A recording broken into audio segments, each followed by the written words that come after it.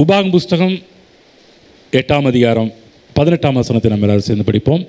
உன் தேவனாகிய கர்த்தரை நினைப்பாயாக, அவரே உன் பிதாக்களுக்கு ஆணையிட்டு கொடுத்து தம்முடைய உடன்படிக்கையை உறுதிப்படுத்தும்படி இந்நாளில் உனக்கு உண்டாயிருக்கிறது போல ஐஸ்வர்யத்தை சம்பாதிக்கிறதுக்கான பலனை உனக்கு கொடுக்கிறவர். விசுவாசிகளின் பொருளாதார ஆசீர்வாதத்தை பற்றி நாம் பார்த்து கொண்டு வருகிறோம். ஏன் விசுவாசிகளுடைய வாழ்வு சொல்கிற மாதிரி இல்லை என்பதற்கான பல காரணங்களை நாம் பார்த்து கொண்டு வருகிறோம். அதில் இப்பொழுது இந்த உடன்படிக்கையை பற்றி நம்ம பார்க்க ஆரம்பிச்சிருக்கிறோம். ஏன் இதெல்லாம் போதிக்கிறோம் என்றால், அதற்கு ரீசன் ஒவ்வொரு வாரமும் கொஞ்சம் பிரசங்கத்தை ஆரம்பிக்கிறதுக்கு முன்னாடியே சில காரணங்களாக சொல்லி, இந்த செய்தி எதுக்காக பேசிட்டு வரோம் என்பது பற்றியும் சில காரியத்தை சொல்லிட்டு தான் நான் செய்திக்குள்ளே போகிறோம். ஏன் இது இன்றைய காலகட்டத்தில் இதை எடுத்து நம்ம பேசிக்கொண்டோம், கர்த்தர் ஏன் இதை நம்ம கொடுக்குறார் என்று சொல்லி பார்க்கும்போது காரணம் என்னவென்றால், இன்றைக்கு விசுவாசிகளுடைய அத்தியாவசியமான ஒரு தேவை ஏராளம் இருக்குது.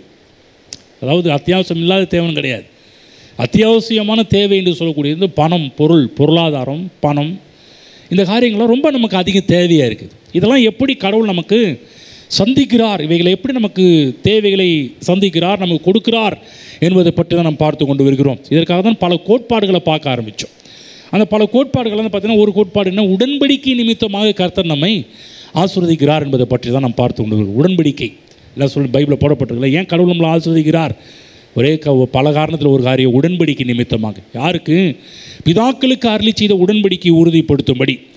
ஆகவே தான் நம்முடைய வாழ்க்கையில் உடன்படிக்கையை நாம் கனம் பண்ண வேண்டும், உடன்படிக்கையை மதிக்கணும். உடன்படிக்கையை சாதாரணமாக எடுக்கக்கூடாது பாருங்கள். ஆகவே தான் ஒவ்வொரு மாதத்துலேயும் முதல் நாளிலையும் அதே போல் 2வது வாரத்திலையும் திருவிருந்து ஒன்றை நாம் கனம் பண்ணுகிறோம். அது உடன்படிக்கையின் அற்புதமான ஒரு சின்னம். அதை கனம் பண்ணணும், அதை மதிக்கணும், அதை உயர்வாக எண்ண வேண்டும். ஏனென்றால் இன்றைக்கு கர்த்தராகிய கிறிஸ்து இயேசு கல்வாரி சிலுவையின் மூலமாக நமக்கு ஒரு புதிய உடன்படிக்கை பண்ணியிருக்கிறார். பழைய ஏற்பாட்டு காலத்தில் ஒரு மிருகத்தின் இரத்தத்தை கொண்டு உடன்படிக்கை செய்த அந்த உடன்படிக்கைக்கு அவ்வளோ வேல்யூ, அவ்வளோ மதிப்பு இருக்கும் என்றால், புதிய ஏற்பாட்டு காலத்தில் கர்த்தராகிய கிறிஸ்து இயேசுவின் மூலமாக செய்த உடன்படிக்கை அதைவிட சிறப்பானது. ஆகவேதான் பவுல் இதை பற்றி போதிக்கும் போது என்ன சொல்கிறாருன்னா, ஆபிரகாமுக்கு உண்டான ஆசீர்வாதம் எல்லாமே கிறிஸ்து இயேசுவின் மூலமாக, சிலுவையின் மூலமாக, உடன்படிக்கையின் மூலமாக அது அப்படியே இப்போ உனக்கு வருதுப்பா அப்படின்ட்டார். ஆகவேதான் இந்த ஆசீர்வாதங்கள்லாம் கெஞ்சி கூத்தாடி பெற்றுக்கொள்ள வேண்டிய அவசியம் கிடையாது, மன்றாடி பெற்றுக்கொள்ள வேண்டிய அவசியம் கிடையாது. அப்படி கடவுள் வைக்கல. இதெல்லாம் எப்படி பெற்றுக்கொள்ளணும், நான் அழுதா கிடச்சிருங்களா, கெஞ்சி தான் கிடச்சிருங்களா, மன்றான்னா கிடச்சிருங்களா, அப்படி கிடையாது. பாருங்கள், உடன்படிக்கை குறித்த ஒரு அறிவு, சத்தியத்தையும் அறிவீர்கள், சத்தியம் உங்களை விடுதலையாக்கும் என்று சொல்லப்பட்டிருக்கு. இன்னும் தூய காரியத்தில் சொல்ல வேண்டுமென்றால், எந்த சத்தியத்தை அறிந்து கொண்டீர்களோ அறிந்து கொண்ட அந்த சத்தியம் உங்களை விடுதலையாக்கும் என்று மொழியாக்கம் செய்யப்பட்டிருக்கிறது. ஆகவேதான் உடன்படிக்கையின் மேன்மையை நம்ம எண்ணி பார்க்க வேண்டும், நம்முடைய உள்ளம் அவைகளை பாராட்ட வேண்டும், நம்முடைய உள்ளங்கள் அவைகளை புரிந்து கொள்ள வேண்டும். அதிலே நாம் நடக்கும்போது நம்முடைய வாழ்வு தேவன் வைத்த அந்த தேவன் சொன்னார் இல்லையா, ஐஸ்வர்யத்தை சம்பாதிப்பதற்கான பலன் எல்லாம் நம்முடைய வாழ்வில் உண்டாக ஆரம்பிக்கும். போன வாரத்தில் ஒரு பிரச்சனை டீல் பண்ணோம். என்ன பிரச்சனைன்னும் போது, கடவுள் ஏன் நம்ம ஏன் ஐஸ்வர்யவானாக்குகிறார் என்கின்றதுக்கு முக்கியமான ஒரு காரணம் என்னென்னா, இந்த உடன்படிக்கை நமக்கு பலித்தால் மட்டும் கிடையாது பாருங்கள். இந்த உடன்படிக்கை முழு உலகத்தில் இருக்கிற மக்களுக்கும் போய் சேர வேண்டும். முழு உலகத்தில் இருக்கிற மக்களும் கர்த்தராகிய இயேசு கிறிஸ்துவை ஏற்றுக்கொள்ள வேண்டும். அவர்கள் ஏற்றுக்கொள்ளும் போது மட்டும்தான் அவர்களுக்கும் இந்த உடன்படிக்கை அவங்க வாழ்க்கையில் செல்லுபடி ஆகின்றது. அவர்களும் உடன்படிக்கையின் மக்களாக வராங்க. அவங்களும் பாருங்கள், உடன்படிக்கையின் ஆசீர்வாதங்களை அனுபவிக்கிற ஆட்களாக வராங்க. அவங்க கிறிஸ்துவம் என்பது ஒரு சுயநலம் படைத்த ஒரு மதம் அல்ல. கிறிஸ்துவம் என்பது முழு உலகத்துக்கும், நான் எப்படி ஆசீர்வதிக்கப்பட்டனோ அதே போல் முழு உலகத்தில் இருக்கிற எல்லா மக்களும் ஆசீர்வதிக்கப்பட வேண்டும் என்று கர்த்தர் விரும்புகிறார். ஆனால் ஒரு பாவம் என்ன பண்ணிருச்சுன்னா, இது சுயநலத்தை கொண்டு வந்துருச்சு. நான் வாழ்ந்தால் போதும், என் மனைவி நல்லா இருந்தால் போதும், என் பிள்ளைங்க நல்லா இருந்தால் போதும், எனக்கு இருக்குது, எனக்கு போதும், யார் கேடு கட்டு போனால் எனக்கு என்ன. அன்றைக்கி நேரத்தில் இந்த வார்த்தை நீங்கள் உலகத்தில் கேள்விப்பட்டிருக்கோம், யார் கேடு கட்டு போனால் நமக்கு என்னப்பா, நம்ம வேலையை பார்த்து நம்ம பாட்டுக்க, நம்ம ஜோரா நம்ம ஜோலியை பார்த்து நம்ம பாட்டுக்க போகலான்னு சொல்லி உலகத்தில் இருக்கிற எல்லா மக்களும் பேசுகிற ஒரு பெரிய காரியம். குடும்பத்தில் இருக்கிறவங்க எடுத்து பாருங்கள், அவன் பிரச்சனை நமக்கு என்ன, அவன் பாடு, அவன் கேடுக்கிட்டு போனால் நமக்கு என்ன, சொந்தக்காரங்க கஷ்டப்பட்டால் அவங்க கேடுக்கிட்டு போனால் என்ன பண்ண நமக்கு என்ன, நம்ம கூட இருக்கிற நண்பர்கள் ஏதாவது கஷ்டம் அவன் கேடுக்கிட்டு போனால் நமக்கு என்ன, நம்ம நல்லா இருந்தால் போதும். அதாவது நம்ம நல்லா இருந்தால் போதும், அதுதான் தப்பு. அதை பற்றி தான் பேசணும். ஏன் செழிப்படைய வேண்டும் என்று, ஏன் செழிப்படையணும், ஏன் நல்லா இருக்கணும். நீங்கள் நல்லா இருக்கிறது மட்டும் கிடையாதுங்க, தேவனுடைய பிளான் என்ன, தேவனுடைய திட்டம் என்ன, தேவனுடைய நோக்கம் என்ன. நீங்கள் நல்லா இருக்கிறது மட்டும் இல்லை, உங்களை நல்லா வச்சு இந்த உலகத்தில் இருக்கிற எல்லா மக்களையும் நல்லா ஆக்குவது தான் தேவ திட்டமாக இருக்குது. அப்போ ஏன் நீங்கள் நல்லா இருக்கணும்? நான் நல்லா இருக்கிறது மூலமாக முழு உலகத்தில் இருக்கிற எல்லா மக்களையும் நல்லா ஆக்க வேண்டும் என்றால் நான் முதல்ல நல்லா இருந்தால் தான் உலகத்தில் இருக்கிற எல்லா மக்களையும் நல்லா கொண்டு வர முடியும். இல்லைன்னு வச்சுக்கோங்களேன், யாரோ சொல்லுவாங்க நீ முதல்ல நல்லா இருப்பா, அப்புறமேட்டுக்கு எங்களுக்கு சொல்லு அப்படின்னுவாங்க. உலகத்தில் எல்லாரும் சுவிசேஷம் அறிவிக்கிற ஒரு காரியம் சொல்லுவாங்க, முதல்ல நம்ம பெர்ஃபெக்ட், நம்ம கரெக்டாக இருக்கணும், நம்ம சொல்கிறாங்களே நம்ம யோக்கியமாக இருக்கணும். சின்ன வயசில் பாருங்கள், நான் ரட்சிக்கப்பட்ட புதுசில் ரொம்ப வாலிப வயசு, 10வது படித்து அப்போ தான் 11 12 படிச்சிருக்கிறேன். அப்போ எல்லாருக்கும் இருக்கின்ற சில சுபாவம், மொரட்டு சுபாவம்லாம் வர ஆரம்பிக்கும். அப்போ என்னுடைய உறவினரில் ஒருத்தர் கேட்டார், ஏன்பா சர்ச்சில் போய் ஊழியமும் பண்ணுறதெல்லாம் பண்ணுற, இங்கே இப்படி வீட்டில் வந்தால் இப்படி பண்ணுறியே, அது சரி கிடையாதுப்பா அப்படின்னார். அன்றைக்கி உரைச்சது பாருங்கள். நீ எதுக்கு சர்ச்சுக்கு போகிற அப்படின்னு கேட்டார்.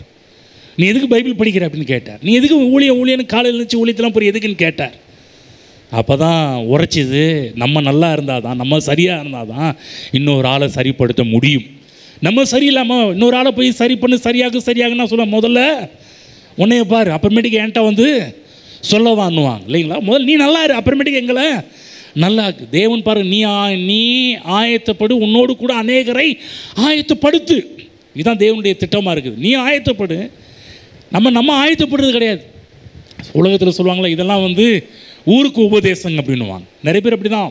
நிறைய பேருடைய பிரசங்கம், நிறைய பேருடைய வாழ்க்கை, நிறைய பேருடைய கிறிஸ்தவங்களுடைய வாழ்க்கை முறையை பார்த்தாலே அவங்க சொல்லுவாங்க, இவங்கெல்லாம் ஊருக்கு தாங்க உபதேசம் பண்ணுவாங்க, தனக்கு ஒன்றும் இல்லை என்ற லெவலில் தான் பாருங்கள் இன்றைக்கு உலகத்தில் இருக்கிற மக்கள் நம்மை பார்த்து பேசுகின்ற ஒரு வார்த்தையாக இருக்கின்றது. நம்ம அப்படி இருக்கக்கூடாது. நம்ம எல்லாவற்றிலையும் வாழணும். நம்முடைய கேரக்டர்ஸ் நம்ம கரெக்டாக இருக்கணும். நம்முடைய அதே போல் சுகஜீவியத்திலே நன்றாக இருக்க வேண்டும். நம்ம வந்து வியாதியாக இருந்து இன்னொரு ஆளை போய் கடவுள் உங்களை சுகமாக்குவார்னு எப்படி சொல்ல முடியும்? அவன் சொல்லுவான், முதல்ல உன் வியாதியை சரியாக்கிட்டு வாப்பா, அப்புறமேட்டுக்கு காட் இஸ் ஏ ஹீலர்னு போதிக்கலாம், யெகோவா ராஃபான்னு போதிக்க ஆரம்பிக்கலாம். முதல்ல நீ நல்லா இரு அப்படின்வாங்க. ஆகவே தான் பாருங்கள், முதல்ல நம்ம நல்லா இருக்கணும். சுகத்துலேயும் சந்தோஷத்துலேயும் சமாதானத்துலேயும் பர்சனல் கேரக்டர்லேயும் தனிப்பட்ட வாழ்க்கையிலையும் பொருளாதார ஆசீர்வாதத்துலேயும் நம்ம எந்த அளவுக்கு நல்லா இருக்கிறோமோ அப்போ தான் இன்னொரு ஆளுக்கு போய் சுவிசேஷத்தை அறிவிக்க முடியும். இல்லைன்னா உள்ள இன்னும் பிசாசுன்னு ஒருத்தர் இருக்கிறான் பாருங்கள், அடிக்கடி குத்திக்கிட்டே இருப்பான், நீ கரெக்டா, நீ ஓகே. அவன் சொல்லுவான் நீ ஓகேம்மான்னு யார் சொல்லுவான், பிசாசு நம்மளை பார்த்து பேசிக்கிட்டு இருப்பான். வர அநேக நேரத்தில் நான் ஆரம்ப காலகட்டத்தில் குத்தப்பட்டிருக்கிறேன். ஆண்டவர் குத்துறாரு இல்லையோ, பிசாசு அடிக்கடி உள்ள கூசுமே நீ ஒழுங்கா, நீ இதை போதிக்கிறதுக்கு எப்படிப்பா உனக்கு ரைட்ஸ் இருக்குது, நீ ஒழுங்கா கரெக்டா அப்படின்லாம் சொல்ல ஆரம்பிப்பான் பாருங்கள். கவனமாக கேளுங்க. ஒன்று மனசாட்சி குத்து, ரெண்டாவது பிசாசு குத்த ஆரம்பிப்பான், அப்புறம் உலகத்தில் இருக்கிற மக்கள்லாம் குத்த ஆரம்பிப்பாங்க. நீ முதல்ல கரெக்டாக அப்புறம் வந்து எங்களுக்கு சொல்லணுவாங்க. ஆகவே தான் இந்த பொருளாதார ஆசீர்வாதம் என்று பார்க்கும்போது நம்ம நல்லா இருந்தால் மட்டும்தான் இன்னொருத்தரை நல்லாக்க முடியும், ஒரு சிறப்பாக கொண்டு வர முடியும். அதுதான் போன வாரத்தில் சொல்லும்போது போதும் என்ற மைண்டு, இந்த போதும் என்ற மனநிலையை பற்றி நம்ம வந்து போன வாரத்தில் நம்ம அதிகமாக பேச ஆரம்பித்தோம். எடுத்துக்கொள்வோம். 1 தீமோத்தேயுக்கு போய்க்குவோம், 6ஆம் அதிகாரம். அங்கே சில காரியத்தை நான் விட்டேன், இன்றைக்கி அதை முடிச்சுட்டு இன்னொரு பகுதிக்கு நம்ம போவோம். 1 தீமோத்தேயு 6ஆம் அதிகாரம் போய்க்குவோம். 6ஆம் வசனம், போதும் என்கிற மனதுடன் கூடிய தேவ பக்தியே மிகுந்த ஆதாயம். என்ன சொல்கிறாருன்னா, இது எதுக்காக சொல்கிறாரு, ஏன் சொல்கிறாருன்னு பார்க்கும்போது, நான் போன வாரத்தை காமிச்சேன். அந்த நாட்களில் மிகப்பெரிய பணக்காரர்கள் தன்னுடைய பணத்தை குறித்து ஒரு சரியான எண்ணம் இல்லாதவர்களாக இருந்தாங்க. பணத்தை வந்து பணத்தை குறித்து அதை குறித்து ஒரு பாசம் நேசம் இருந்தது. இதனால் பார்த்திங்கன்னா கர்த்தரை வந்து யூஸ் பண்ண ஆரம்பித்தாங்க, பணத்தை நேசிக்க ஆரம்பித்தாங்க. ஆகவே தான் பாருங்கள், பவுல் வந்து அந்த சபையை கொஞ்சம் கிளியர் பண்ண ஒரு நிர்பந்தம் ஏற்பட்டுச்சு. சபையை சரி பண்ணுறார் வந்து. இந்த போதும் என்கிற மாணவனுடைய கூடிய தெய்வ பக்தி மிகுந்த ஆதாயம் என்று சொல்லும்போது, அப்போ வந்து மற்ற இடத்துல சொல்லப்பட்டிருக்கிற வசனத்தெல்லாம் கொஞ்சம் கவனிக்கணும். என்ன சொல்ல வர்றார், இது எதுக்காக சொல்ல வர்றார்? அன்றைக்கு நேரத்தில் பாருங்கள், வேதத்தில் ஒரு இடத்துல ஒரு மாதிரி சொல்லப்பட்டிருக்கும், இன்னொரு இடத்துல பார்க்கும்போது அதுக்கு முரண்பாடாக இருக்கிற மாதிரி இருக்கும். நம்ம அந்த இடத்துல இப்படி சொல்லப்பட்டிருக்குது, இந்த இடத்துல வேறு மாதிரி சொல்கிறாரு அப்படின் போது கொஞ்சம் கவனிக்கணும். அங்கே எதுக்காக சொல்ல வர்றாரு, இந்த இடத்துல எதுக்கு சொல்ல வர்றாரு, அதோடைய பின்னணி என்ன, எதுக்காக அந்த வார்த்தையை எடுத்து பேசுகிறாரு என்பதை நம்ம சற்று சிந்தித்து பார்க்கணும். அன்றைக்கு நேரத்தில் என்ன பிரச்சனை, கிறிஸ்தவத்தில் ஏற்படுகின்ற ஒரு தவறான உபதேசங்கள், தவறான கொள்கைகள்லாம் எப்படி உருவாக ஆரம்பித்தது என்றால், அதாவது ஒரு இடத்துல சொல்லப்பட்டதை அதை பிடிச்சிட்டு அப்படி போயிடுது. ஆனால் அதற்கு ஆப்போசிட்டாக இன்னொரு இடத்துல சொல்லும்போது அது ஏன் சொல்லப்பட்டது என்பதை கவனிக்காமல் போனது. அதான் பிரச்சனையே. அதனால் புரிஞ்சுக்கணும், பைபிளில் ஒரு இடத்துல ஒரு மாதிரி இன்னொரு இடத்துல ஒரு மாதிரி சொல்லியிருந்துச்சுன்னா கொஞ்சம் நின்று கவனிக்க வேண்டும். அந்த இடத்துல இன்னும் கொஞ்சம் ஆராய்ச்சி செய்யணும், தியானிக்க வேண்டும். அப்போ தியானித்தா எல்லா விஷயமும் நமக்கு புரிய வரும். அப்போ சொல்கிறது போதும் என்கிற மனதுடன் கூடிய தெய்வ பக்தியே மிகுந்த ஆதாயம்னு சொல்கிறாருன்னா பாருங்கள், ஒரு உதாரணமாக சொல்கிறேன் பாருங்கள். இந்த இடத்துல பாருங்கள், ஒரு 3 விதமான மக்கள் வந்திருக்கிறோம் இல்லைங்களா? பணக்காரர்கள் இருக்கிறாங்க, நடுத்தர மக்கள் வர்க்கம் இருக்கிறோம், அதே போல் பாருங்கள் ஏழை மக்கள் இருக்கிறாங்க. கவனிங்க, இந்த வசனத்தை பிரசங்கம் பண்ணுறேன், போதும் என்கிற மனதுடனே கூடிய தெய்வ பக்தி மிகுந்த ஆதாயம்னு பிரசங்கம் பண்ணுறேன்னு வச்சுக்கிங்களேன். இந்த 3 விதத்தில் மக்கள் எப்படி எடுத்துக்குவாங்க? முதல்ல பணக்காரங்களை எடுத்துக்குவோம். அவங்க இந்த சத்தியத்தை கேட்டாங்கன்னா அவங்க எப்படி எடுத்துக்குவாங்க? அவங்க சொல்லுவாங்க, இன்னும் கொஞ்சம் பணம் சம்பாதிச்சுட்டு வந்து இதை கேட்டிருந்தேன்னா நல்லா இருந்திருக்குமே, அதுக்கு முன்னாடியே போதுன்றதை ஸ்டாப் பண்ண ஆரம்பிச்சுட்டாங்களே அப்படின்னா அவங்க உள்ளத்தில் சில கேள்விகள் எழும்ப ஆரம்பிக்கும். ஒருவேளை இதோட அவ்வளோதானா, இதோட நிப்பாட்டிக்கணுமா, இனிமேல் சம்பாதிக்கக்கூடாதா அப்படின்ற ஒரு மனநிலைலாம் உருவாக ஆரம்பிக்கும். அப்போ எதிர்காலமே கிடையாதா, அப்போ ரொம்ப பணம் சம்பாதிக்கிறது அது வந்து தப்பா, ஆசைப்படக்கூடாதா என்கின்ற ஒரு கேள்வியெல்லாம் நமக்குள்ளே உருவாக ஆரம்பிக்கும். அப்போ முன்னேற்றமே கூடாதா, அப்புறம் ஒரு உயர்வே கூடாதா, ஒரு மேன்மையே கூடாதா, ஒரு மகிமையே கூடாதா, என்ன அவ்வளோதானா வாழ்க்கை, இதுதான் கிறிஸ்துவமா என்று சொல்லி பணக்காரங்க கேட்க ஆரம்பிப்பாங்க. இதே பாருங்கள், ஏழைகள், கொஞ்சம் கீழே இருக்கிற ஏழைகள் எடுத்துக்கோங்க. ஏழைகள் எடுத்துக்கிட்டிங்கன்னா அவங்க என்ன போனால், நான் ஏன் தான் வந்தேனோ, ஏற்கனவே நானே இல்லைன்னு நினச்சிட்டு இருக்கிறேன், இதில் வேற போதும் என்ற மனதில் கூட தெய்வ பக்தி மிகுந்த ஆதாயம்னு சொல்கிறாரு. எதுக்கு சர்ச்சுக்கு வந்தேன்னு தெரியல, எதுக்கு பைபிளை பிரிச்சேன்னு தெரியல, எதுக்கு வந்து ஆலயத்துக்கு வந்தேன்னு தெரியல, எதுக்கு ஜெபம் பண்ணுறேன்னு தெரியல.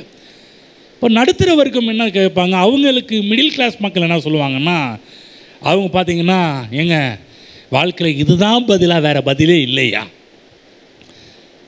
வாழ்க்கையில் பார்த்தீங்கன்னா பிரச்சனைக்கு ஏதாவது தீர்வு சொல்லுவீங்கன்னு நினச்சிங்கன்னா, தீர்வு சொல்லுவீங்கன்னு நினச்சி வந்தால், என் வாழ்க்கையில் இருக்கிற கஷ்டத்துக்கு தீர்வு சொல்லுவீங்கன்னு நினச்சிட்டு வந்தால் என்ன சொல்கிறீங்க? போதும் என்கிற மனதினுடைய தெய்வ பக்தி மிகுந்த ஆதாயம் போதுன்றீங்களே, வேறு பதிலே இல்லையா?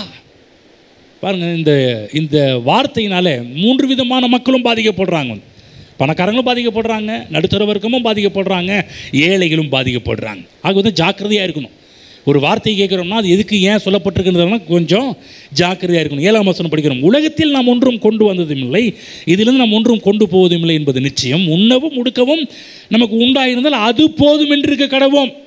என்ன சொல்கிறாருன்னா, யார் போதும் இருக்க வைக்கிறார்னா, உண்ணவும் உடுக்கவும் நமக்கு உண்டாயிருந்தால். இப்போ இப்போ வந்து இந்த வசனத்தை யார் ஒன்றுமே இல்லாதவங்க தான் போதும்னு பேசிக்கிட்டு இருக்கிறாங்க. கஷ்டத்துலேயும் பிரச்சனை இருக்கிறது போதுங்க, இல்லைங்க, இன்னும் பைபிளை போடப்பட்டிருக்கு, கரெக்டாக புரிஞ்சுக்கணும். என்ன கரெக்டாக புரிஞ்சுக்கணும்னா, உண்ணவும் உடுக்கவும் நமக்கு உண்டாயிருந்தால் அது போதும் என்று இருக்க கடவோம். ஆனால் சபையில் பாருங்கள், இல்லாதவங்களை பார்த்தா சொல்லிட்டு இருப்பாங்க, கஷ்டப்படுறவங்கள பார்த்து சொல்லிட்டு இருப்பாங்க. அவங்க சொன்னால் முதல்ல உண்றதுக்கும் ஒன்றும் இல்லை, உடுத்துறதுக்கும் ஒன்றும் இல்லையா, அவங்கள பார்த்து போதும்னு சொன்னால் அவங்க எப்படிங்க ஏற்றுக்குவாங்க? அப்போ புரிஞ்சுக்கணும், என்ன இதுலேருந்து அர்த்தத்தை நம்ம சரியாக புரிந்து கொள்ள வேண்டும். ஆகதான் பாருங்கள், நம்ம வந்து ஐஸ்வர்யத்தை சம்பாதிப்பதற்கு பலனை ஏன் கொடுக்குறாரு? நமக்கு உண்ணவும் உடுக்கிறதுக்கும் இதெல்லாம் நமக்கு உண்டாக வேண்டும் என்பதற்காக தான் ஐஸ்வர்யத்தை சம்பாதிப்பதற்கான பலனை தேவன் நமக்கு கொடுக்க ஆரம்பிக்கிறார். நம்ம ஏன் ஐஸ்வர்யத்தை கொடுக்குறாரு? சிலர் சொல்லுவாங்க, 4 தலைமுறை உட்காந்து சாப்பிட்லாங்க, நான் சம்பாதிச்ச சொத்தெல்லாம் அவ்வளோ இருக்குதுங்க. அதுக்காக கிடையாது பாருங்கள், அதுக்காக கிடையாது. நம்ம 4 தலைமுறை உட்காந்து சாப்பிட்றதுக்காக கிடையாது. அவர்கள் சாப்பிட்டது போல் அவங்க வந்து இன்னும் 4 தலைமுறைக்கு ரெடி பண்ணிட்டு போகணும். என்ன பண்ணிடுறாங்க, இப்போ வர பீப்புள்ஸ் எல்லாமே இருக்கிற சொத்தை எப்படி காலியாக்கலாம், இருக்கிற சொத்தை எப்படி அழிக்கலாம், அதை தான் டெவலப் பண்ணுறாங்க. நான் சொல்கிறேன், இருக்கிற உங்கள் அப்பா வந்து பேரண்ட்ஸ் வந்து சொத்தை வச்சுட்டு போனாங்கன்னா நம்ம அதை காட்டில் 2 மடங்கு சம்பாதிச்சு பிற்பாடு இந்த சொத்தை கொஞ்சம் க்ளீன் பண்ண பார்க்கணுமே ஒழிய, அதை விட்டுட்டு தகப்பனார் சம்பாதித்த இல்லை தாத்தா பாட்டி சம்பாதித்த சொத்தை அழிச்சிட்டு போகிறது நம்முடைய வேலை கிடையாது. பிற்காலத்தில் அவங்க உட்காந்து அடுத்த தலைமுறைகள் உட்காந்து சாப்பிட்ற அளவுக்கு நம்ம ரெடி பண்ணிட்டு போகணும். நம்ம என்ன பண்ணுறோம், அழிக்கிற லிஸ்ட்லேயே இருக்கிறோம். போதுங்க, இது போதுங்க, போதுமென்ற மனதில் கூடிய தெய்வ பக்தி மிகுந்த ஆதாயம்னா, இப்போ பாருங்கள், இப்போ ஒரு உதாரணம் சொல்கிறேன். இப்போ வந்து என்னுடைய தாத்தா வந்து 4 தலைமுறைக்கு சம்பாதிச்சுட்டு போயிட்டார். இப்போ எங்கள் அப்பா வந்து ஒரு தலைமுறை போயிடுச்சு, 2வது தலைமுறை நான் அதை அழிச்சிட்டு போடுறேன், அடுத்து என் பையன் வந்து அழிக்கிறான், அடுத்து என் பேர பிள்ளைங்க அழிக்கிறாங்க. அழிச்சு போட்டால் அதுக்கு அப்புறமேட்டுக்கு என் கொள்ளு பேரன் எள்ளு பேரனுக்கெல்லாம் யோசிச்சு பார்த்தீங்களா? மக்கள் பண்ணுற காரியம் போதும்னு போதிச்சுக்க உடனே அவனை அப்படி நிப்பாட்டிடுவாங்க. ஏங்க உங்கள் அப்பா 4 தலைமுறைக்கு அது மட்டும் போதுங்களா? ஏன் இதெல்லாம் சொல்கிறாருன்றதை கொஞ்சம் கவனிக்க வேண்டும். நீங்களும் நல்லா இருக்கணும், உங்கள் சந்ததியும் நன்றாக இருக்க வேண்டும் என்று கர்த்தர் விரும்புகிறார். பைபிளில் போடப்பட்டிருக்குது, நீதிமான் தன் பிள்ளைகளுக்கு சுதந்திரத்தை வைத்து விட்டு போகிறான். ஆமென். அழிச்சிட்டு போகிறான் கிடையாது, அப்பன் சொத்தை தாத்தா சொத்தை அழிச்சிட்டு போகிறான்னு கிடையாது. பாருங்க, நீதிமான் தன் பிள்ளைகளுக்கு சுதந்திரத்தை வைத்து போகிறான். புரியுதுங்களா? உங்கள் பிள்ளைகளுக்கு சுதந்திரத்தை வைத்து போக வேண்டும், உங்கள் பிள்ளைகளுக்கு சுகத்தை வச்சுட்டு போகணும், உங்கள் பிள்ளைகளுக்கு மகிமையை வச்சுட்டு போகணும். அது மட்டும் நம்முடைய வாழ்க்கையின் குறிக்கோளாக இல்லாமல் தேவனை வைத்து செல்ல வேண்டும், ரட்சிப்புக்குள்ளாக நடத்தி விட்டு செல்ல வேண்டும். ஆண்டவருக்கு பிடிச்ச ஒரு காரியம், ஆபிரகாம்கிட்டையும் தாம் பிள்ளைகளுக்கு நீதியை போதிப்பான் என்று கர்த்தர் நன்றாக ஆபிரகாமை குறித்து அறிந்து வைத்திருந்தது போல இன்றைக்கு நீங்களும் பாருங்கள், இருக்கிற சொத்தை அழிக்கிறது கிடையாது, சொத்தையும் டெவலப் பண்ணணும், சுவிசேஷத்தையும் விட்டுட்டு போகணும், கர்த்தரை விட்டுட்டு போகணும். நீதிமான் பசியையும் பட்டினியும் மேன்மைப்படுத்தும்படி உருவாக்கப்படலை, தேவனை மேன்மைப்படுத்த பண்ணி கர்த்தர் நீதிமான வச்சிருக்கிறார். நீங்கள் நல்லா இருக்கணும், உங்கள் சந்ததியும் நன்றாக இருக்க வேண்டும் என்று தேவன் விரும்புகிறார். ஆகவே இல்லாததுக்கு போதும்னு சொல்லலை, நல்லா கவனிச்சிங்களா? இல்லாததுக்கு போதும் என்று சொல்லவில்லை. அந்த இடத்துல ஆல்ரெடி கொஞ்சம் படித்தால் உண்ணவும் முடுக்கவும் உண்டாயிருந்தால் அது போதும் என்று கடவும். ஆகதான் பாருங்கள், இந்த ஐஸ்வர்யவானாக விரும்புகிறவர்களை பற்றி 9ஆம் வசனம், ஐஸ்வர்யவான்களாக விரும்புகிறவர்கள் சோதனையிலும் கண்ணிலும் மனுஷரை கேட்டிலும் அழிவிலும் அமிழ்த்துகிற மதிகேடும் சேதமுமான பலவித இச்சைகளிலும் விழுகிறார்கள். அப்போ பணத்தை பற்றி, பண ஆசையை பற்றி பேசிட்டு வர்றார்.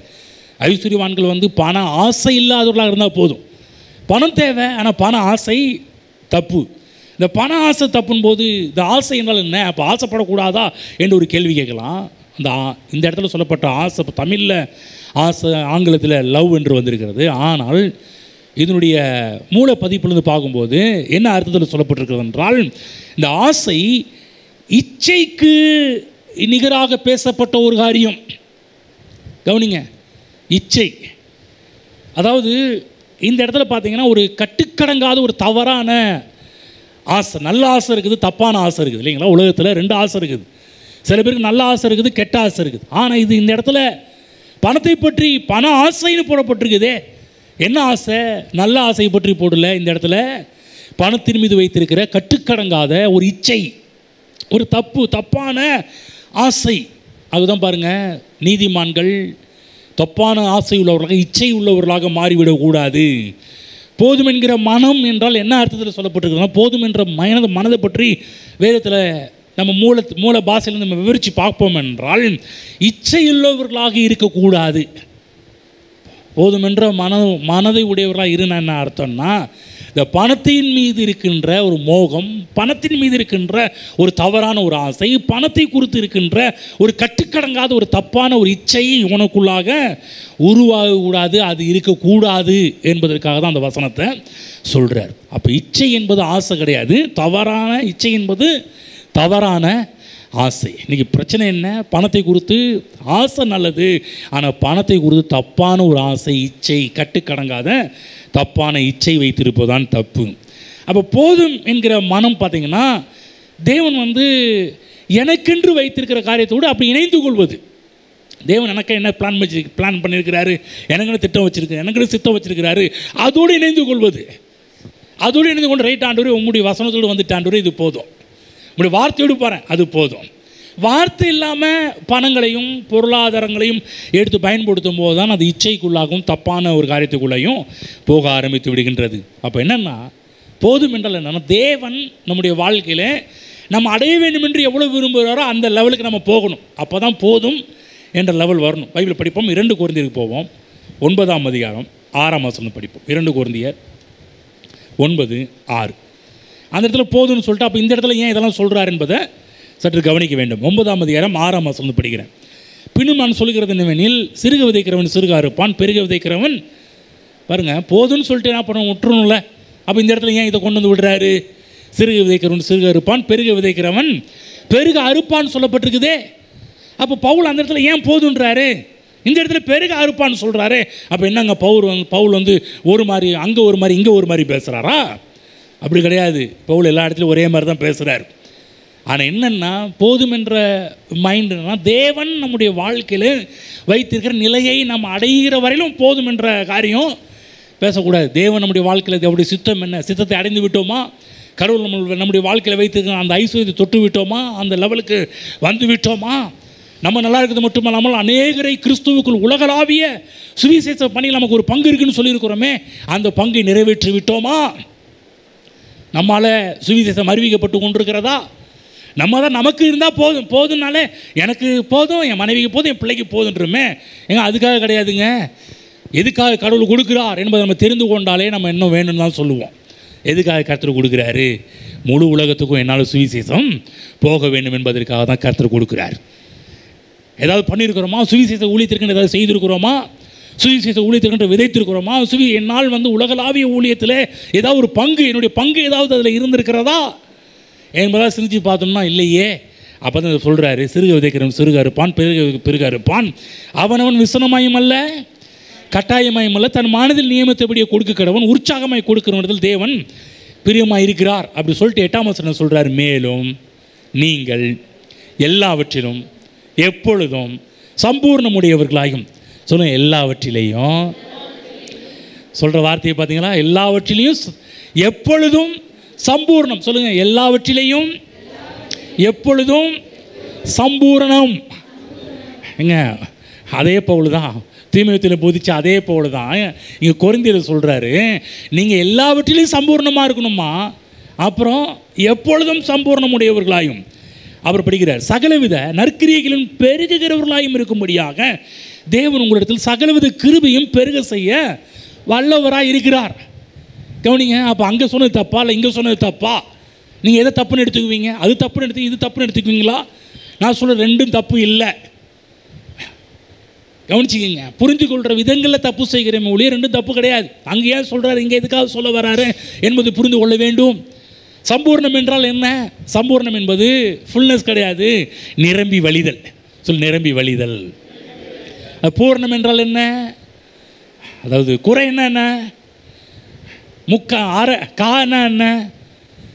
அரை என்றால் என்ன? முக்கா என்றால் என்ன? முழுமை என்றால் என்ன? தெரியுதுல்ல, எல்லாத்துக்கும் ஒரு அளவு இருக்குல்ல. ஆனால் சம்பூர்ணம் என்றால் என்ன? இந்த படியை எடுத்து அளக்கும்போது தலையை தட்டுன்னுவாங்க. சில போடும்போதே பாருங்கள், அப்படியே கொட்டை கொட்டை கொட்டை மேலே குவிஞ்சிக்கிட்டே வருவாங்க.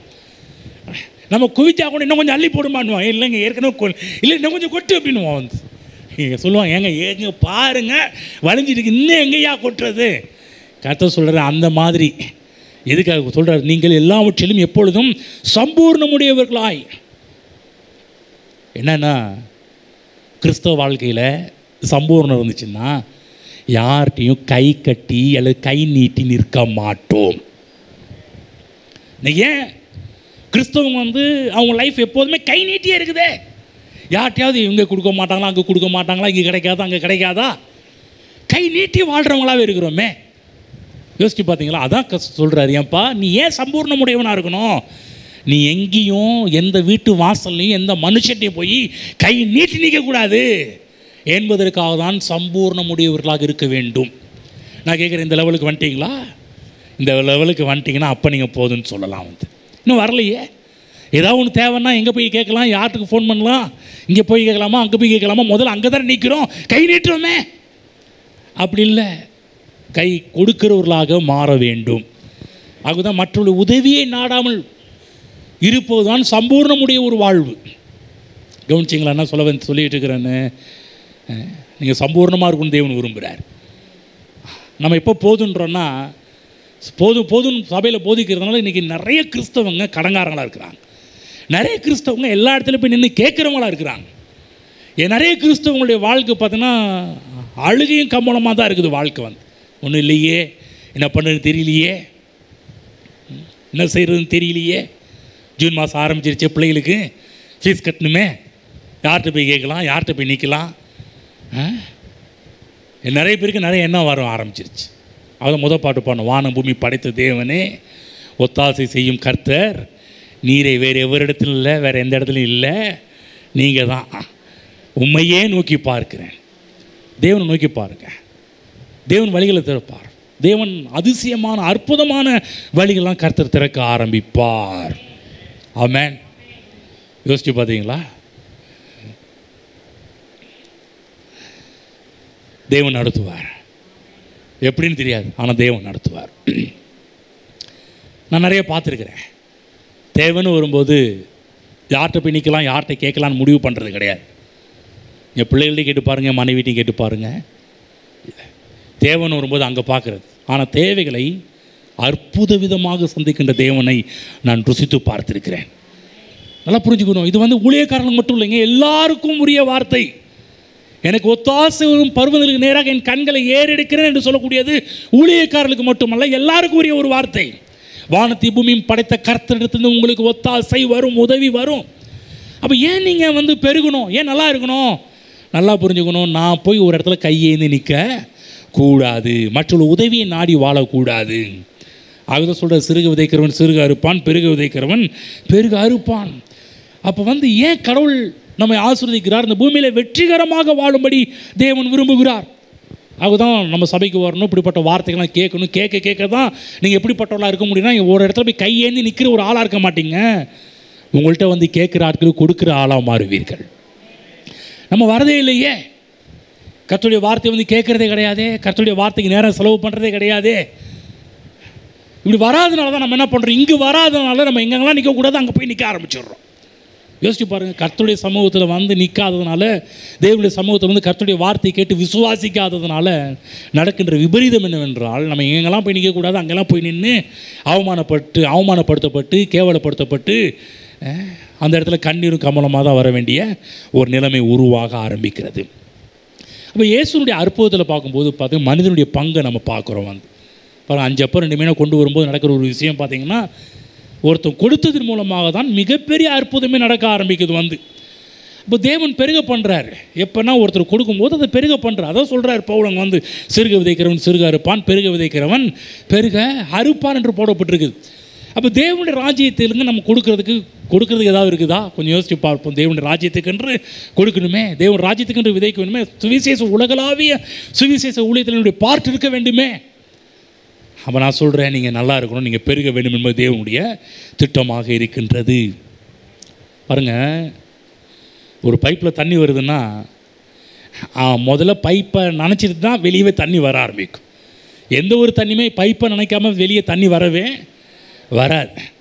அப்போ நான் கர்த்தர் உங்களை ஆஸ்வதிக்கும் போது நீங்களும் அது நினைக்கப்பட வேண்டும் என்று கர்த்தர் விரும்புகிறார். நீங்கள் தண்ணீர் உங்கள் ஆசீர்வாதங்களை கொண்டு செல்கின்ற ஒரு வாய்க்காலாக, ஒரு பைப்பாக நீங்கள் இருக்க வேண்டும் என்று கர்த்தர் விரும்புகிறார். ஆசீர்வாதம் உங்களையும் தோடும், உங்கள் மூலமாக அநேகருக்கு போய் சேர வேண்டும் என்பது தேவ திட்டமாக இருக்கிறது. ஆசீர்வாதம் நமக்கு மட்டும் இல்லைங்க, நாம் தொட்டு அனுபவித்த பிற்பாடு அநேகருக்கு அந்த ஆசீர்வாதங்கள் செல்ல வேண்டும் என்று கர்த்தர் விரும்புகிறார். ஆகதான் கர்த்தர் உங்களை ஆசீர்வதித்து மற்றவர்களை ஆசீர்வதிக்கிறார்.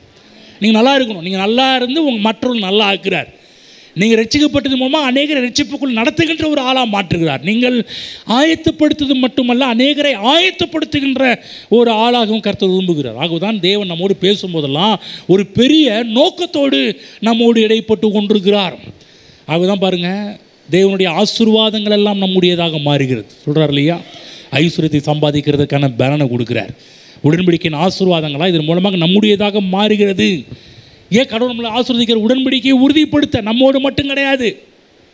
நல்லா புரிஞ்சுக்கிங்க, திரும்ப சொல்கிறேன், உடன்படிக்கையின் ஆசீர்வாதங்கள் நம்மோடு மட்டும் கிடையாது, முழு மனு வர்க்கத்தோடும் தேவன் இந்த உடன்படிக்கை செய்ய விரும்புகிறார். நம்ம நினைக்கிறோம் நம்மோடு உடன்படிக்கை முடிஞ்சது போதும், ஆண்டவர் நீங்கள் போயிடுங்க, டாட்டா பாய் பாய் நம்ம நினச்சிக்கிட்டு இருக்கிறோம். நான் ஆசீர்வதிக்கப்பட்டால் போதுங்க. இல்லை, உடன்படிக்கை உனக்கு மட்டும் இல்லைப்பா, முழு மனு வர்க்கத்தோடு நான் உடன்படிக்கை பண்ண வேண்டும் என்று விரும்புகிறேன். கிறிஸ்தவர்களே, நன்றாக புரிந்து கொள்ள வேண்டும், நம்ம ரட்சிக்கப்பட்டால் மட்டும் போதும் என்ற ஒரு சுயநலவாதிகளாக நாம் வாழக்கூடாது. நம்ம மூலமாக அநேக ரட்சிக்கப்படணும். உடன்படிக்கை எனக்கு மட்டும் இருந்தால் போதும் கிடையாதுங்க, இந்த முழு உலகத்தோடும் தேவன் உடன்படிக்கை பண்ண வேண்டும் என்று கர்த்தர் விரும்புகிறார். ஆகவே இந்த முழு மனு வர்க்கத்தையுமே தேவன் தம்மண்டை கொண்டு வர வேண்டும் என்று விரும்புகிறார். நீங்கள் நினைக்கிறீங்களா நீங்கள் மட்டும் வந்தால் போதும் நீங்கள் நினச்சிட்டு இருக்கிறீங்களா? கிடையாதுங்க. நம்மோடு ஏராளமான மக்கள், நம்முடைய உறவினர், நம்ம குடும்பத்தில் இருக்கிறவர்கள், நம்முடைய நண்பர்கள், நம்முடைய அயலகத்தார், நம்ம வேலை செய்கின்ற ஸ்தலத்தில் இருக்கின்றவர்கள் எல்லாரும் நம்மோடு கிறிஸ்துவை அறிந்து கொள்ள வேண்டும். அவர்களும் உடன்படிக்கைக்கு பங்காளர்களாக மாற வேண்டும் என்று கர்த்தர் விரும்புகிறார். அன்றைய கர்த்தர் பாருங்க, ஆபிரகாமோடு அவன் சந்ததியோடு உடன்படிக்கை பண்ணார் ஆனால் அந்த உடன்படிக்கை ஆபிரகாமோடு நின்றுச்சா? ஆபிரகாம், ஆண்டவர் நல்ல வேலைக்கு ஆண்டவர் நீ ஆசீர்வதிச்சிங்க, லோத்து கூட வர இருப்பாருங்க, இங்கே பாரு இந்த ஆசீர்வாதம் என்னுடைய மகனை தொட்டா தொலைஞ்சேன்னு சொன்னாரா? கிடையாது. பைபிளில் பார்க்குறோம், ஆபிரகாமின் ஆசீர்வாதம் லோத்தையும் பிடிச்சது, 2 பேருடைய ஆசீர்வாதம் பூமியே தாங்கலை. நம்ம பாருங்கள், ஆபிரகாமுக்கு ஒரு ப்ராட் மைண்ட் இருந்துச்சு. வந்து கர்த்தர் பாரு என்ன தான் கூப்பிட்டாரு பாரு, எனக்கு மட்டும்தான் அந்த பிளஸிங். அப்படி கிடையாது, எல்லாருக்கும் ஆசீர்வாதத்தை பகிர்ந்து கொடுக்குற ஒரு மனிதனாக மாறுகிறார் பாருங்கள். அப்போ எல்லாரும் உடன்படிக்கையின் பிள்ளைகளாக மாற முடியும். நல்லா புரிஞ்சுங்க. ஏன் கடவுள் நம்மை ஐஸ்வர்யவானாக்குகிறார் என்ற கேள்விக்கு பதில் என்ன? நீங்கள் நல்லா இருக்கிறது மட்டும் இல்லை, இந்த உடன்படிக்கையை முழு உலகத்துக்கும் முழு மனு வர்க்கத்திற்கும் கொண்டு போய் சேர்ப்பதற்காக தான் கர்த்தர் நம்மளை பிடிச்சி ஆசீர்வதிக்கிறார். அன்றைக்கி ஆபிரகாமை பிடிச்சி ஆசீர்வதித்து இன்றைக்கும் அந்த உடன்படிக்கை நம்மளை வரையில் வந்திருக்குது, நம்மள்கிட்ட வரையில் வந்திருக்குது. ஆனால் ஆபிரகாமை போல மாதிரி நாமும் முழு உலகத்துக்கு இந்த உடன்படிக்கையை எடுத்து செல்ல வேண்டும். இந்த உடன்படிக்கை எல்லா ஜாதிக்கும் உரியது, இந்த உடன்படிக்கை எல்லா ஜனத்துக்கும் உரியது, எல்லா தேசத்துக்கும் உரியது. சொல்கிறாரு, இதெல்லாம் அந்த இடத்துக்கு போய் சேர்க்க வேண்டும். ஆகதான் உலகளாவிய சுவிசேஷ பணியில் நமக்கு ஒரு மிகப்பெரிய ஒரு பங்கு இருக்குது. வந்து எல்லா ஜனங்களுக்கும் இந்த உடன்படிக்கை போய் சேர வேண்டும். அதற்காக தான் கர்த்தர் வந்து கிறிஸ்தவ மக்கள் இன்றைக்கு ஆசீர்வதிக்கிறார். இன்றைக்கே உங்களை ஆசீர்வதிக்கிறார். இன்றைக்கே நல்லா இருக்கணும், இன்றைக்கே நான் வாழணும், இன்றைக்கே ஏன் சுகமாக இருக்கணும். நீங்கள் நல்லா இருந்தால் தாங்க இந்த உடன்படிக்கை எல்லா இடத்துக்கும் கொண்டு போக முடியும். அதாவது இந்த உடன்படிக்கையின் மக்கள் நீங்கள் நல்லா இல்லைன்னு வச்சிங்களேன். ஒரு உதாரணம் சொல்கிறேன் பாருங்கள். இப்போ நீங்கள் கஷ்டப்பட்டு காசு இல்லாமல் கடனில் செத்து போகிறீங்கன்னு வச்சிங்களேன். அடுத்தது போகுங்களா அந்த உடன்படிக்கை? அடுத்த ஜென்ரேஷனுக்கு போகுமா? அடுத்த தலைமுறைக்கு போகுமா? நீங்கள் நல்லா இருந்தால் தாங்க அடுத்த தலைமுறைக்கு உடன்படிக்கை போக ஆரம்பிக்கும். இன்றைக்கி செத்து போனால் உடன்படிக்கை நம்மோடு நின்றுவிடும், அவ்வளோதான். யோசிச்சு பாருங்கள், இன்றைக்கு கிறிஸ்தவங்க எல்லாருமே இன்றைக்கி சாவரதை பற்றி பேசிகிட்டு இருக்கிறாங்க. செத்தா போதும் பரலோகம் போயிடலாம் நினச்சிட்டு இருக்கிறாங்க. சரிங்க, செத்து பரலோகத்துக்கு போனீங்க, மற்ற மக்கள்லாம் நீங்கள் இதுக்காக கர்த்தர் இயேசு கிறிஸ்து உலகத்துக்கு வந்தார். இயேசு கிறிஸ்து ஏன் கல்வாரி சிலுவைக்கு போனார்? கர்த்தராகி கிறிஸ்து இயேசு ஏன் மரித்தார்? கிறிஸ்தவங்களுக்கு மட்டுமா அல்லது யூதர்களுக்கு மட்டுமா? அவர் சொல்ல உலக ரட்சகர், சொல்ல உலக ரட்சகர். ஆமென். ஆகவே இங்கே இருக்கிற ஒவ்வொருவரும் புரிந்து கொள்ள வேண்டும், ஆசீர்வாதம் எனக்குரிய. நான் நல்லா இருக்கிறதுக்காக மட்டும் என்னை ஆசீர்வதிக்கல, என்னை ஆசீர்வதித்து என் மூலமாக அநேகரை, பல மக்களை, பல நாடுகளை, பல ஜாதிகளை, பல இனங்களை ஐஸ்வர்யவானாக்க வேண்டும் என்பதற்காக கர்த்தர் இன்னைக்கு என்னை ஆசீர்வதிக்கிறார். ஆமென். நீங்கள் வந்து போதும் என்ற மனநிலை செல்ஃபிஸோடு இருந்தீங்கன்னா சுவிசேஷம் வெளியே போகவே போகாது. அவ்வளோதான், க்ளோஸ். இதோட சாப்டரே முடிஞ்சிடும். அடுத்த பக்கத்துக்கு நம்மளால் திருப்பவே முடியாது. பாருங்கள், இன்றைக்கி இதெல்லாம் போதிக்கும் போது என்ன சொல்லிடுறாங்க, இந்த செழிப்பு பாருங்கள், நம்ம தாட் என்ன, நம்ம நல்லா இருக்கிறது மட்டும் இல்லை, முழு உலகத்துக்கு போகணும். ஆனால் இன்றைக்கி நல்லா இல்லாமல் நிறைய பேர் செத்து போகிறாங்க. ஆனால் மக்கள் நிறைய கிறிஸ்தவங்க அதெல்லாம் வரவேற்பு கொடுப்பாங்க. ஆனால் செழிப்பு ஆசீர்வாதம் என்று போதிச்சாலே கெட்ட வார்த்தை நினைக்கிறாங்க. இந்த செழிப்பு ஆசீர்வாதம் சொன்னாலே இவங்க என்ன சொல்கிறாங்க, இவங்க வந்து பிசாசின் உபதேசம்னு சொல்கிறாங்க. எது ஏங்க, கர்த்தர் வந்து பிசாசின் உபதேசத்தை இதுக்கு கர்த்தர் ஆபிரகாம்கிட்ட போய் சொல்லணும்? ஆபிரகாம்கிட்ட போய் ஏன் உடன்படிக்கை பண்ணணும்? இது பிசாசின் உபதேசம் கிடையாது. கர்த்தராகிய தேவன் கல்வாரி சிலுவையில் செய்த ஒரு மிகப்பெரிய உடன்படிக்கையின் சின்னம், உடன்படிக்கையின் காரியம், உடன்படிக்கையின் சாராம்சம், அது நடக்கின்ற விஷயங்கள். உடன்படிக்கையினால் நம்முடைய வாழ்க்கையில் உண்டாகின்ற காரியங்கள் தான் இந்த ஆசீர்வாதம், ஐஸ்வர்யம், செழிப்பு, எல்லாமே பெருக்கம் எல்லாமே அங்கே உண்டாகிறது. ஏன் நம்ம நல்லா புரிஞ்சுக்கணும். நம்ம புரிஞ்சுக்கிறோன்னா அவங்க சொல்கிற ஆமாங்க தப்பு தாங்க, செழிப்பின் உபதேசம் தப்பான உபதேசங்க, செழிப்பின் உபதேசம் பிசாசின் உபதேசங்க, செழிப்பின் உபதேசம் கள்ள உபதேசம்னு சொல்லிட்டு நம்ம என்ன பண்ணிடுவோம், அதுக்கு முத்திரை குத்தி மற்றவங்க சொல்கிறாங்க அதுக்கு நாமளும் அதுக்கு இசைந்து போய்விடுவோம். நான் சொல்கிறேன், போதுமென்ற மைண்டு தான் ரொம்ப ஆபத்து. நம்மோட நின்று விடும். அடுத்த ஜென்ரேஷனுக்கு சுவிசேஷம் போகாமல் அப்படியே ஸ்டாப் ஆயிடும். யோசிச்சு பாரு, நானும் செத்தா பரலோகம் போல நம்ம செத்து பரலோகம் போகிறது தான் கர்த்தர் நம்ம ரட்சித்தார்னு போதிக்கிறோன்னு சொல்லி நீங்கள் எல்லாரும் என்ன ஆசைப்படுவீங்க? சாக ஆசைப்படுவீங்க. செத்தோம்னா என்ன நடக்கும்? முழு உலகத்துக்கு சுவிசேஷம் போகுமா? நான் சொல்கிறேன் போகாது. ஆகவே நீங்கள் நல்லா இருக்கணும், வாழணும். நீங்கள் வாழ்வது மட்டும் இல்லை, உங்கள் சந்ததிகள் வாழணும். உங்கள் சந்ததிகள் வாழ்கிறது மட்டும் இல்லை, அடுத்த உங்கள் சந்ததிகள் மூலம் சந்ததிகள் வாழ்ந்து யாரை அறிவிக்க வேண்டும் முழு உலகத்துக்கும் என்றால் கிறிஸ்துவை பறைசாற்ற வேண்டும். அப்போ தேவன் என்ன பண்ணுறாரு, விசுவாசிகளை கொண்டு தான் முழு உலகத்துக்கும் சுவிசேஷத்தை அறிவிக்க வேண்டும் என்று கர்த்தர் ஆசைப்படுறார், நோக்கத்தை வச்சிருக்கிறார். உங்கள் மேலே கடவுள் வைத்திருக்கிற ஒரு பெரிய நோக்கம் என்ன? உங்கள் மூலமாக முழு உலகத்துக்கும் சுவிசேஷம் செல்ல வேண்டும். அதற்காக கர்த்தர் உங்களை ஆசீர்வதிக்கிறார். பாருங்கள், இந்த முழு உலகத்துக்கும் சுவிசேஷத்தை பரப்பி அவர்களை உடன்படிக்கையின் பிள்ளைகளாக நாம் கொண்டு வர வேண்டும், பிள்ளைகளாக மாற்ற வேண்டும்.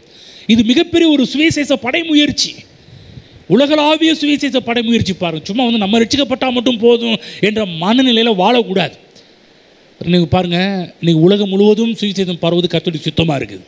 அவங்க இயேசு கிறிஸ்து சொன்னார், பரமேறுவதற்கு முன்பாக நீங்கள் உலகம் எங்கும் புறப்பட்டு போய், எங்கே உலகம் எங்கும் புறப்பட்டு போய் சகல ஜாதிகளை சீசராக்கி பிதா குமாரன் பரிசுத்தாவின் நாமத்தினாலே அவர்களுக்கு ஞானஸ்தானத்தை கொடுங்கன்னு சொல்லியிருக்கிறார். அப்போ கடவுளின் சித்தம் என்ன?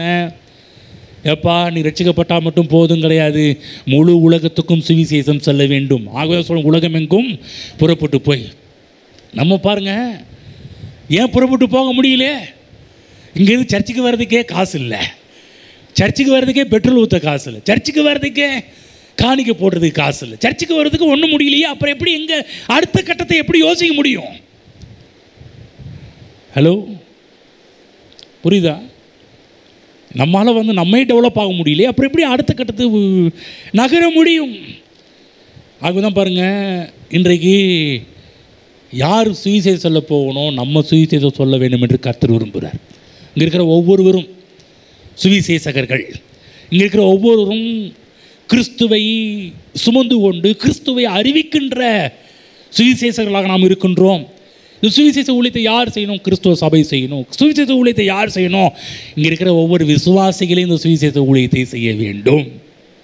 நான் சொல்கிறேன், இந்த சுவிசேஷ ஊழியத்தை செய்யணும்னா நம்ம கஷ்டமாக இருந்தால் பண்ண முடியாது, ஏராளமான வசதிகள் நமக்கு தேவையாக இருக்கிறது. யோசிச்சு பாருங்கள், சுவிசேஷ ஊழியம் பண்ணுறதுக்கு ஒன்றுமே இல்லைன்னா எப்படி முடியும்? ஒன்றுமே இல்லைன்னா எப்படி நடக்கும்? இங்கேருந்து ஒரு இடத்துக்கு போகணுன்னா கூட பெட்ரோல் ஊற்றுறதுக்காக ஒரு காசு வேணும்ல. புரியுதுங்களா நான் சொல்ல வரேன்னு? இருந்தாலும் பண்ண முடியும், இருந்தாலும் ஊழியத்தை அறிவிக்க முடியும். இன்றைக்கெல்லாம் கடவுள் நிறைய ஊழியங்களை வச்சுருக்கிறார், ஏகப்பட்ட ஊழியங்களை வச்சுருக்கிறார். ஒரு ட்ராக்ஸ் அடிக்கணும்னா கூட ட்ராக்ஸ் அடிக்கிறதுக்கு பல ஆயிரங்கள் தேவைப்படுது. வந்து ஒரு கைப்பிரதி அடிக்கணும்னா இல்லைங்களா? உலகளாவிய விதங்களில் இதெல்லாம் கொண்டு போக வேண்டும் என்றால் இன்றைக்கி பல டெக்னாலஜி தேவையாக இருக்குது, பல எக்யூப்மெண்ட் தேவையாக இருக்குது. பாருங்கள், இந்த கேமராவோட இன்னும் பெஸ்ட்டு கேமரா கொண்டு வந்து இன்னும் கொஞ்சம் நிறைய கொடுக்கலான்னு பார்க்குறோம். வந்து எப்படியெல்லாம் இதுக்கெல்லாம் சும்மா கிடையாது. பாருங்கள், இதுக்கெல்லாம் வந்து பல பணங்களை செலவு பண்ண வேண்டி இருக்கிறது, சும்மா கிடையாது. சுவிசேஷ ஊழியம் அறிவிப்பது என்றால் சும்மா அப்படியே அறிவிக்கப்பட முடியாது. இதுக்காக பல தேவைகள் இருக்குது, பல காரியங்கள் இருக்குது, செலவு பண்ணப்பட வேண்டியதாக இருக்குது. ஆமென். சும்மா நடக்கிற ஒரு காரியம் கிடையாது.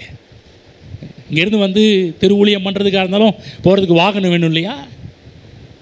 போகிற வழியில் டீ குடிக்கிற டயர்டாகி கீழே உட்காந்துட்டு அங்கே இருக்கிற எவனோ ஒருத்தன் நமக்கு பன்னு டீ வாங்கி கொடுத்து அதுக்கு காட்டில் நம்ம இங்கேருந்து கையில் கொண்டு போனோம்னா டயர்டாக இருக்கிறப்ப நின்று ஒரு டீயோ இல்லை ஒரு காஃபியோ இல்லை ஒரு ஜூஸோ குடிச்சிட்டு அடுத்த பயணத்தை செய்ய முடியும் இல்லையா? கவனிச்சிங்களா? இல்லைங்க, போகிற இடத்துல கடவுள் எப்படியாவது போட்டுருவாருங்க. பிச்சை எடுத்து வாழ்கிறதா கிடையாது. பாருங்கள், தேவன் நடத்துவார். ஆனால் தேவன் இந்த விதத்திலையும் நடத்துவார். இப்படி உங்களை ஐஸ்வர்யமானக்கு அதன் மூலமாக சுவிசேஷத்தை சொல்ல வைக்கிறாரே, அது எவ்வளோ பெரிய பெஸ்ட்டு தெரியுங்களா? சிறப்பு. அதுதான். நம்ம ஓட்டாண்டிகளாக இருந்து கொண்டு சுவிசேஷ ஊழியம் பண்ண முடியாது, இல்லாமல் இருந்து கொண்டு சுவிசேஷ ஊழியம் பண்ண முடியாது, வறுமையில் இருந்து கொண்டு சுவிசேஷ ஊழியம் பண்ண முடியாது, ஏழையாக இருந்து கொண்டு சுவிசேஷ ஊழியம் பண்ண முடியாது. பைபிள் போடப்பட்டு ஏழையின் ஞானம் அசட்டை பண்ணப்படுகிறது. எவ்வளோதான் உங்களுக்கு பயங்கர ஞானவானாக இருக்கலாம், சுவிசேஷத்தை கரைச்சி அழகாக சூப்பராக சொல்லக்கூடிய ஒரு ஆளாக இருக்கலாம், ஆனால் என்னதான் சுவிசேஷம் பிரில்லியண்ட்டாக சொல்லக்கூடிய ஒரு ஆளாக இருந்தாலும் ஏழையின் ஞானம் அங்கே அசட்டை பண்ணப்படும். பாருங்கள், நான் நல்லா பேசக்கூடிய ஒரு ஆளாக இருந்துட்டு ட்ரெஸ் எல்லாம் ஒரு கிழிஞ்சு போன ட்ரெஸ், கொஞ்சம் ட்ரெஸ் எல்லாம் ஒரு மாதிரி இருந்ததுன்னா நீங்கள் என்ன பண்ணுவீங்க? சுவிசேஷத்தை கேட்க மாட்டீங்க, என் ட்ரெஸ்ஸையே கவனிச்சிக்கிட்டு இருப்பீங்க இல்லைங்களா? நான் சொல்கிறது உங்களுக்கு புரியுதுங்களா? ஹலோ, உங்களுக்கு ஃபோக்கஸ் எல்லாம் நான் சொல்கிற சுவிசேஷன் மேலே இருக்காது, உங்கள் ஃபோக்கஸ் எல்லாமே என் ட்ரெஸ் மேலே தான் இருக்கும். வந்து அதுதான் கொஞ்சம் நீட்டாக வரோம். இதுக்காக சுவிசேஷத்தை அறிவிப்பதற்காக, கர்த்தருடைய வார்த்தையை சொல்வதற்காக. அப்போ இதெல்லாம் வசதியாக இருந்தால் தான் பண்ண முடியும், நல்லா இருந்தால் தான் பண்ண முடியும். நிறைய பேரால் நல்லா இல்லாதனால பண்ண முடியல. இன்றைக்கெல்லாம் பாருங்கள், நார்த் இந்தியாவில் ஏராளமான மிஸ்டரி ஊழியங்கள் நடந்து கொண்டிருக்கிறது. இங்கேருந்து தமிழ்நாட்டிலேருந்து ஏராளமான மக்கள் போய் ஊழியங்கள் பண்ணுறாங்க. ஊழியர்கள் பண்ணுற எல்லோரும் பாருங்கள், இங்கேருந்து டிக்கெட் எடுத்து போகணுமே, ட்ரெயின் டிக்கெட் எடுக்கிறதுக்கு எப்படியோ ஒரு 1000-2000 தேவைப்படுது. சும்மா போக முடியுங்களா? அங்கேருந்து வரவங்க திருட்டு ட்ரெயின் ஏறி நம்ம ஊருக்கு வராங்க, நார்த் இந்தியன்ஸ். நம்ம அந்தமாதிரி போய் திருட்டு ட்ரெயின் ஏறி போய் நம்ம சுவிசேஷ ஊழியம் அறிவிக்கப்பட முடியுமா? முடியாதே. எல்லாவற்றையும் கரெக்டாக பண்ணணுமே. புரியுதா? சும்மா கிடையாது. எல்லாவற்றுக்கும் பணங்கள் தேவைப்படுகின்றது. எல்லாவற்றுக்கும் நம்ம நல்லா இருந்தாலும் முடியும். ஆமென். பாருங்கள், ட்ரெயினில் போகிறதுக்கு ஒரு 3 நாள் ஆகும். ஃப்ளைட்டில் போனால் சல்லுன்னு போய் இறங்கி இன்னும் சுவிசேஷ பல இடத்துல அறிவிச்சு டக்குன்னு வரலாமே. இதே சொந்த ஃப்ளைட்டாக இருந்தால் பல இடங்களுக்கு போகலாமே. பாருங்கள், எல்லாத்துக்கும் என்ன தேவையாக இருக்குது? நல்ல வசதி வாய்ப்புகள் இருந்தால் சுவிசேஷ ஊழியங்கள் இன்னும் வேகத்தில் ரீச் ஆகும், வேகத்தில் பரவ ஆரம்பிக்கும். அப்போ விசுவாசிகள் பெருக வேண்டும் என்று கர்த்தர் விரும்புகிறார். நல்லா இருக்க வேண்டும் என்று கர்த்தர் விரும்புகிறார். நீங்கள் நல்லா இருக்கணும், நீங்கள் பெருக வேண்டும். நீங்கள் கையிட்டு செய்கின்ற வேலைகளில் பெருக வேண்டும், வியாபாரத்தில் பெருகணும், உங்கள் பிஸ்னஸில் பெருகணும். நீங்கள் எந்தெந்த வேலை எந்த டிபார்ட்மெண்ட்டில் இருக்கிறீங்களோ அந்தந்த டிபார்ட்மெண்ட்டில் நீங்கள் நல்லா இருக்க வேண்டும், நல்லா வர வேண்டும், கையின் தொழிலில் முன்னேற்றத்தை அடைய வேண்டும், உங்கள் பிரயாசங்கள் பெருக வேண்டும் என்று கர்த்தர் விரும்புகிறார். ஆமென். இதெல்லாம் எதுக்கு கடவுள் உங்களை நல்லா புரிஞ்சுது. ஏன் கர்த்தர் உங்களை ஆசீர்வதிக்கிறார், ஏன் கர்த்தர் உங்களை பெருக பண்ணுறார், ஏன் ஐஸ்வர்யத்தை சம்பாதிக்கிறதுக்கான பலனை கொடுக்கிறார் என்றால் முழு உலகத்துக்கும் உங்கள் மூலமாக சுவிசேஷம் செல்ல வேண்டும் என்பதற்காக. ஆமென். தேவ ஜனங்களை எப்படி ஆசீர்வதிக்கிறார் என்பதை காண்பிப்பதற்கு ஒரு பகுதிக்கு போவோம். சங்கீத புத்தகத்துக்கு போவோம். சங்கீதம் 132 போவோம். சங்கீதம் 132 எடுத்துக்கோங்க. யாரோ ஒருத்தர் 13 படிங்க பார்க்கலாம். 13 18 வரையிலும்.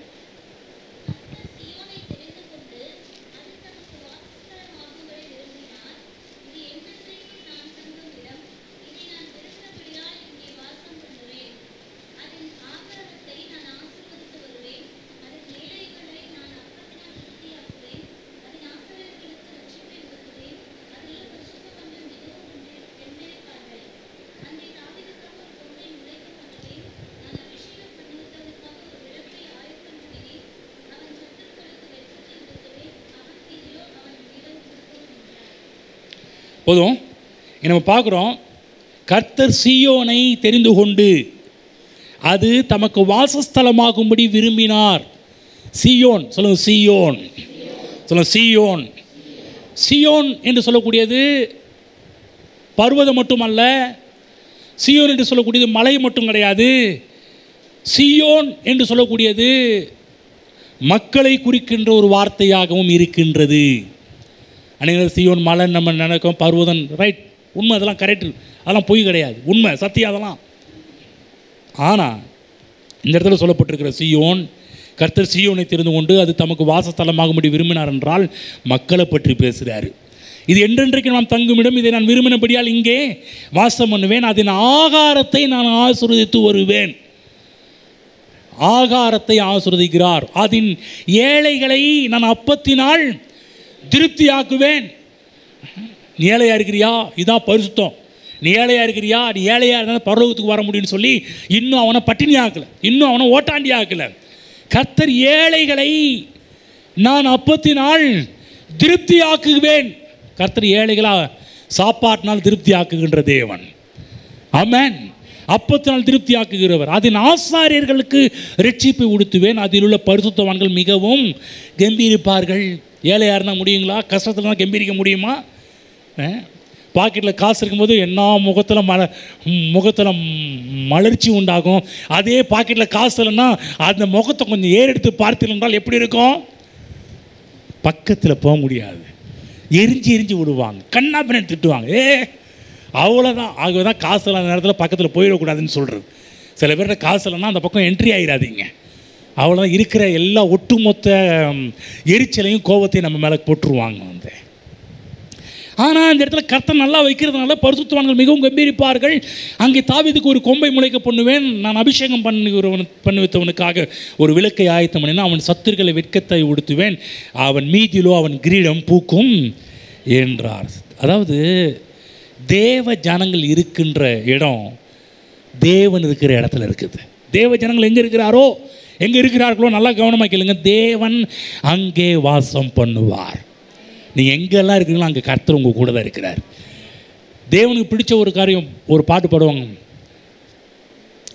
தேவன் வாசம் பண்ணும் ஸ்தலம் என்று சொல்லி, தேவன் இருக்கிற இடம்னு சொல்லிட்டு வந்து நான் சொல்கிறேன் பாருங்கள், தேவன் வாசம் பண்ணுகின்ற இடம் நீங்கள் தான்.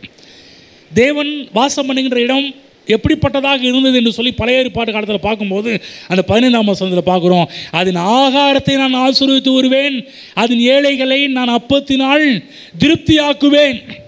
ஆமென். படிப்போம். எபிரேயர் புஸ்தகம் 12ஆம் அதிகாரம் போயிட்டு வாங்க. அங்கே 21, 22 படிங்க பார்க்கலாம். 12ஆம் அதிகாரம் 21, 22. இப்போ சியோன் என்றால் என்ன என்பதை போய் பார்ப்போம். படிங்க பார்க்கலாம்.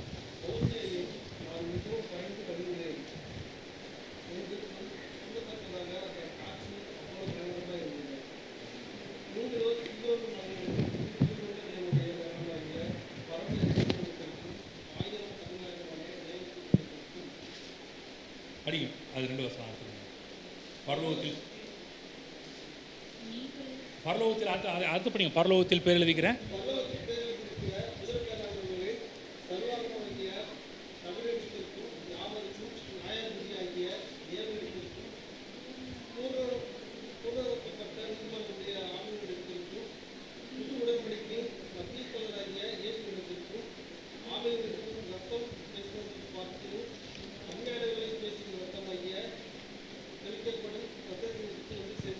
வந்து சேர்ந்தீர்கள்.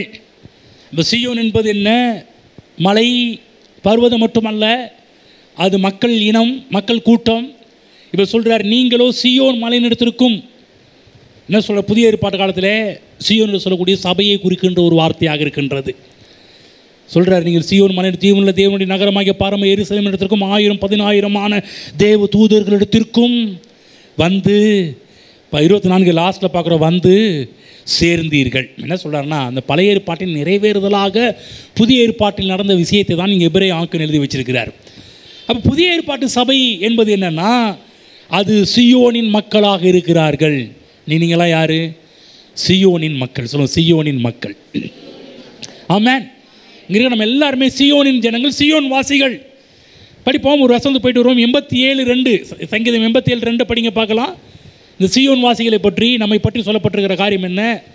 87:2 படிங்க. யாராவது ஒருத்தர். எல்லாவற்றை பார்க்கிலும் சியோனின் வாசல்களில் பிரியமாய் இருக்கிறார். கர்த்தர் எப்படிப்பட்டவர்? என்ன சொல்லப்பட்டிருக்குதுன்னா, சியோனின் வாசல்களில் பிரியமாய் இருக்கிறார். ஆமென். சொல்லுங்க, சியோனின் வாசல்களில் பிரியமாய் இருக்கிறார். சியோன் என்றால் யார்? அவருடைய பிள்ளைங்க, அவருடைய ஜனங்கள், அவருடைய இனம், சபை. இதன் மீது கர்த்தர் அவ்வளோ பிரியமாக இருக்கிறார். சியோனை எப்படி நேசிக்கிறார் என்று இங்கு சங்கீதக்காரன் சொல்கிறாரு. தேவன் சியோனாகிய சபையின் மீது அவ்வளோ பிரியமாக இருக்கிறார். அதற்கு நன்மை செய்ய விரும்புகிறார். சியோனை அப்பத்தினால் நிறைக்க வேண்டும் என்று விரும்புகிறார். சியோனிலே ஏழைகள் இருக்கக்கூடாது என்று விரும்புகிறார். சியோனிலே இருக்கின்ற மக்களை உயர்த்த வேண்டும் என்று கர்த்தர் விரும்புகிறார். சியோனை அப்படியே விடுறது கிடையாதுங்க. ஒருத்தர் மேலே பிரியமாக இருந்தால் அந்த பிரியமாக இருக்கவங்க எப்படியெல்லாம் மேலே கொண்டு வரணுமோ அந்த அளவுக்கு மேலே கொண்டு வருவார். திரும்ப சொல்கிற, தேவன் சியோன் மீது பிரியமாக இருக்கின்றார். சியோனின் வாசல்களில் பிரியமாக இருக்கிறார். ஆகவே எபிரேயர் 12:25 படிக்கிறோம். 12ஆம் அதிகாரம் போங்க, 25ஆம் வசனம் படிக்கிறேன். பேசுகிறவருக்கு நீங்கள் செவி கொடுக்க வேண்டாம் என்று மாட்டோம் என்று விலகாதபடிக்கு எச்சரிக்கையாயிருங்கள். ஏனெனில் பூமியிலே பேசினவருக்கு செவி கொடுக்க மாட்டோம் என்று விலகினவர்கள் தப்பி போகாமல் இருக்க, பரலோகத்திலிருந்து பேசுகிறவரை நாம் விட்டு விலகினால் எப்படி தப்பி போவோம்? அவருடைய சத்தம் அப்பொழுது பூமி அசைய பண்ணிட்டு, இன்னும் ஒரு தரம் பூமியை மாத்திரமல்ல வானத்தையும் அசைய பண்ணுவேன் என்று இப்பொழுது வாக்கு தத்துவம் செய்திருக்கிறார். ஹலோ, இப்பொழுதுன்னு சொல்கிறார். எப்போ வாக்கு பண்ணார்? இப்போ சொல்கிற பழைய ஏற்பாட்டில் வாக்கு பண்ணதை எடுத்துட்டு இப்போ புதிய ஏற்பாட்டு ஆள் என்ன பேசுகிறாருன்னா, இப்பொழுது வாக்கு தத்துவம் இப்பொழுது வாக்கு தத்துவம் செய்திருக்கிறார். கவனிங்க, இந்த இடத்துல பார்க்க, பூமியை மாத்திரமல்ல வானத்தையும் அசைய பண்ணுவேன். சொல்லுங்க, பூமியை மாத்திரமல்ல வானத்தையும் அசைய பண்ணுவேன். பாருங்க, இந்த வாக்கு தத்துவம் இந்த எப்படி புதிய ஏற்பாட்டால் என்ன சொல்கிறாருன்னா இப்பொழுது சொல்லியிருக்கிறாரு. ஆனால் இந்த வாக்கு தத்துவம் எங்கே சொல்லப்பட்டுச்சு? ஆகாய் புத்தகத்தில் இருப்புங்க. ஆகாய்க்கு போங்க, எடுத்து படிப்போம். 2ஆம் அதிகாரம் 5லேருந்து யாராவது படிங்க பார்க்கலாம். ஆகாய் தீர்க்கதரிசன புஸ்தகம் 2ஆம் அதிகாரம் 5ஆம் வசனத்திலிருந்து யாராவது படிங்க பார்க்கலாம்.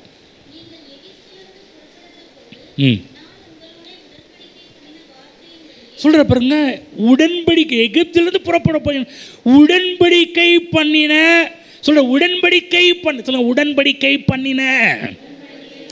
கவனிச்சிங்களா? அந்த உடன்படிக்கை அவ்வளோ வேல்யூ இருக்குது. உடன்படிக்கை பண்ணின வார்த்தையின்படியே படிங்க.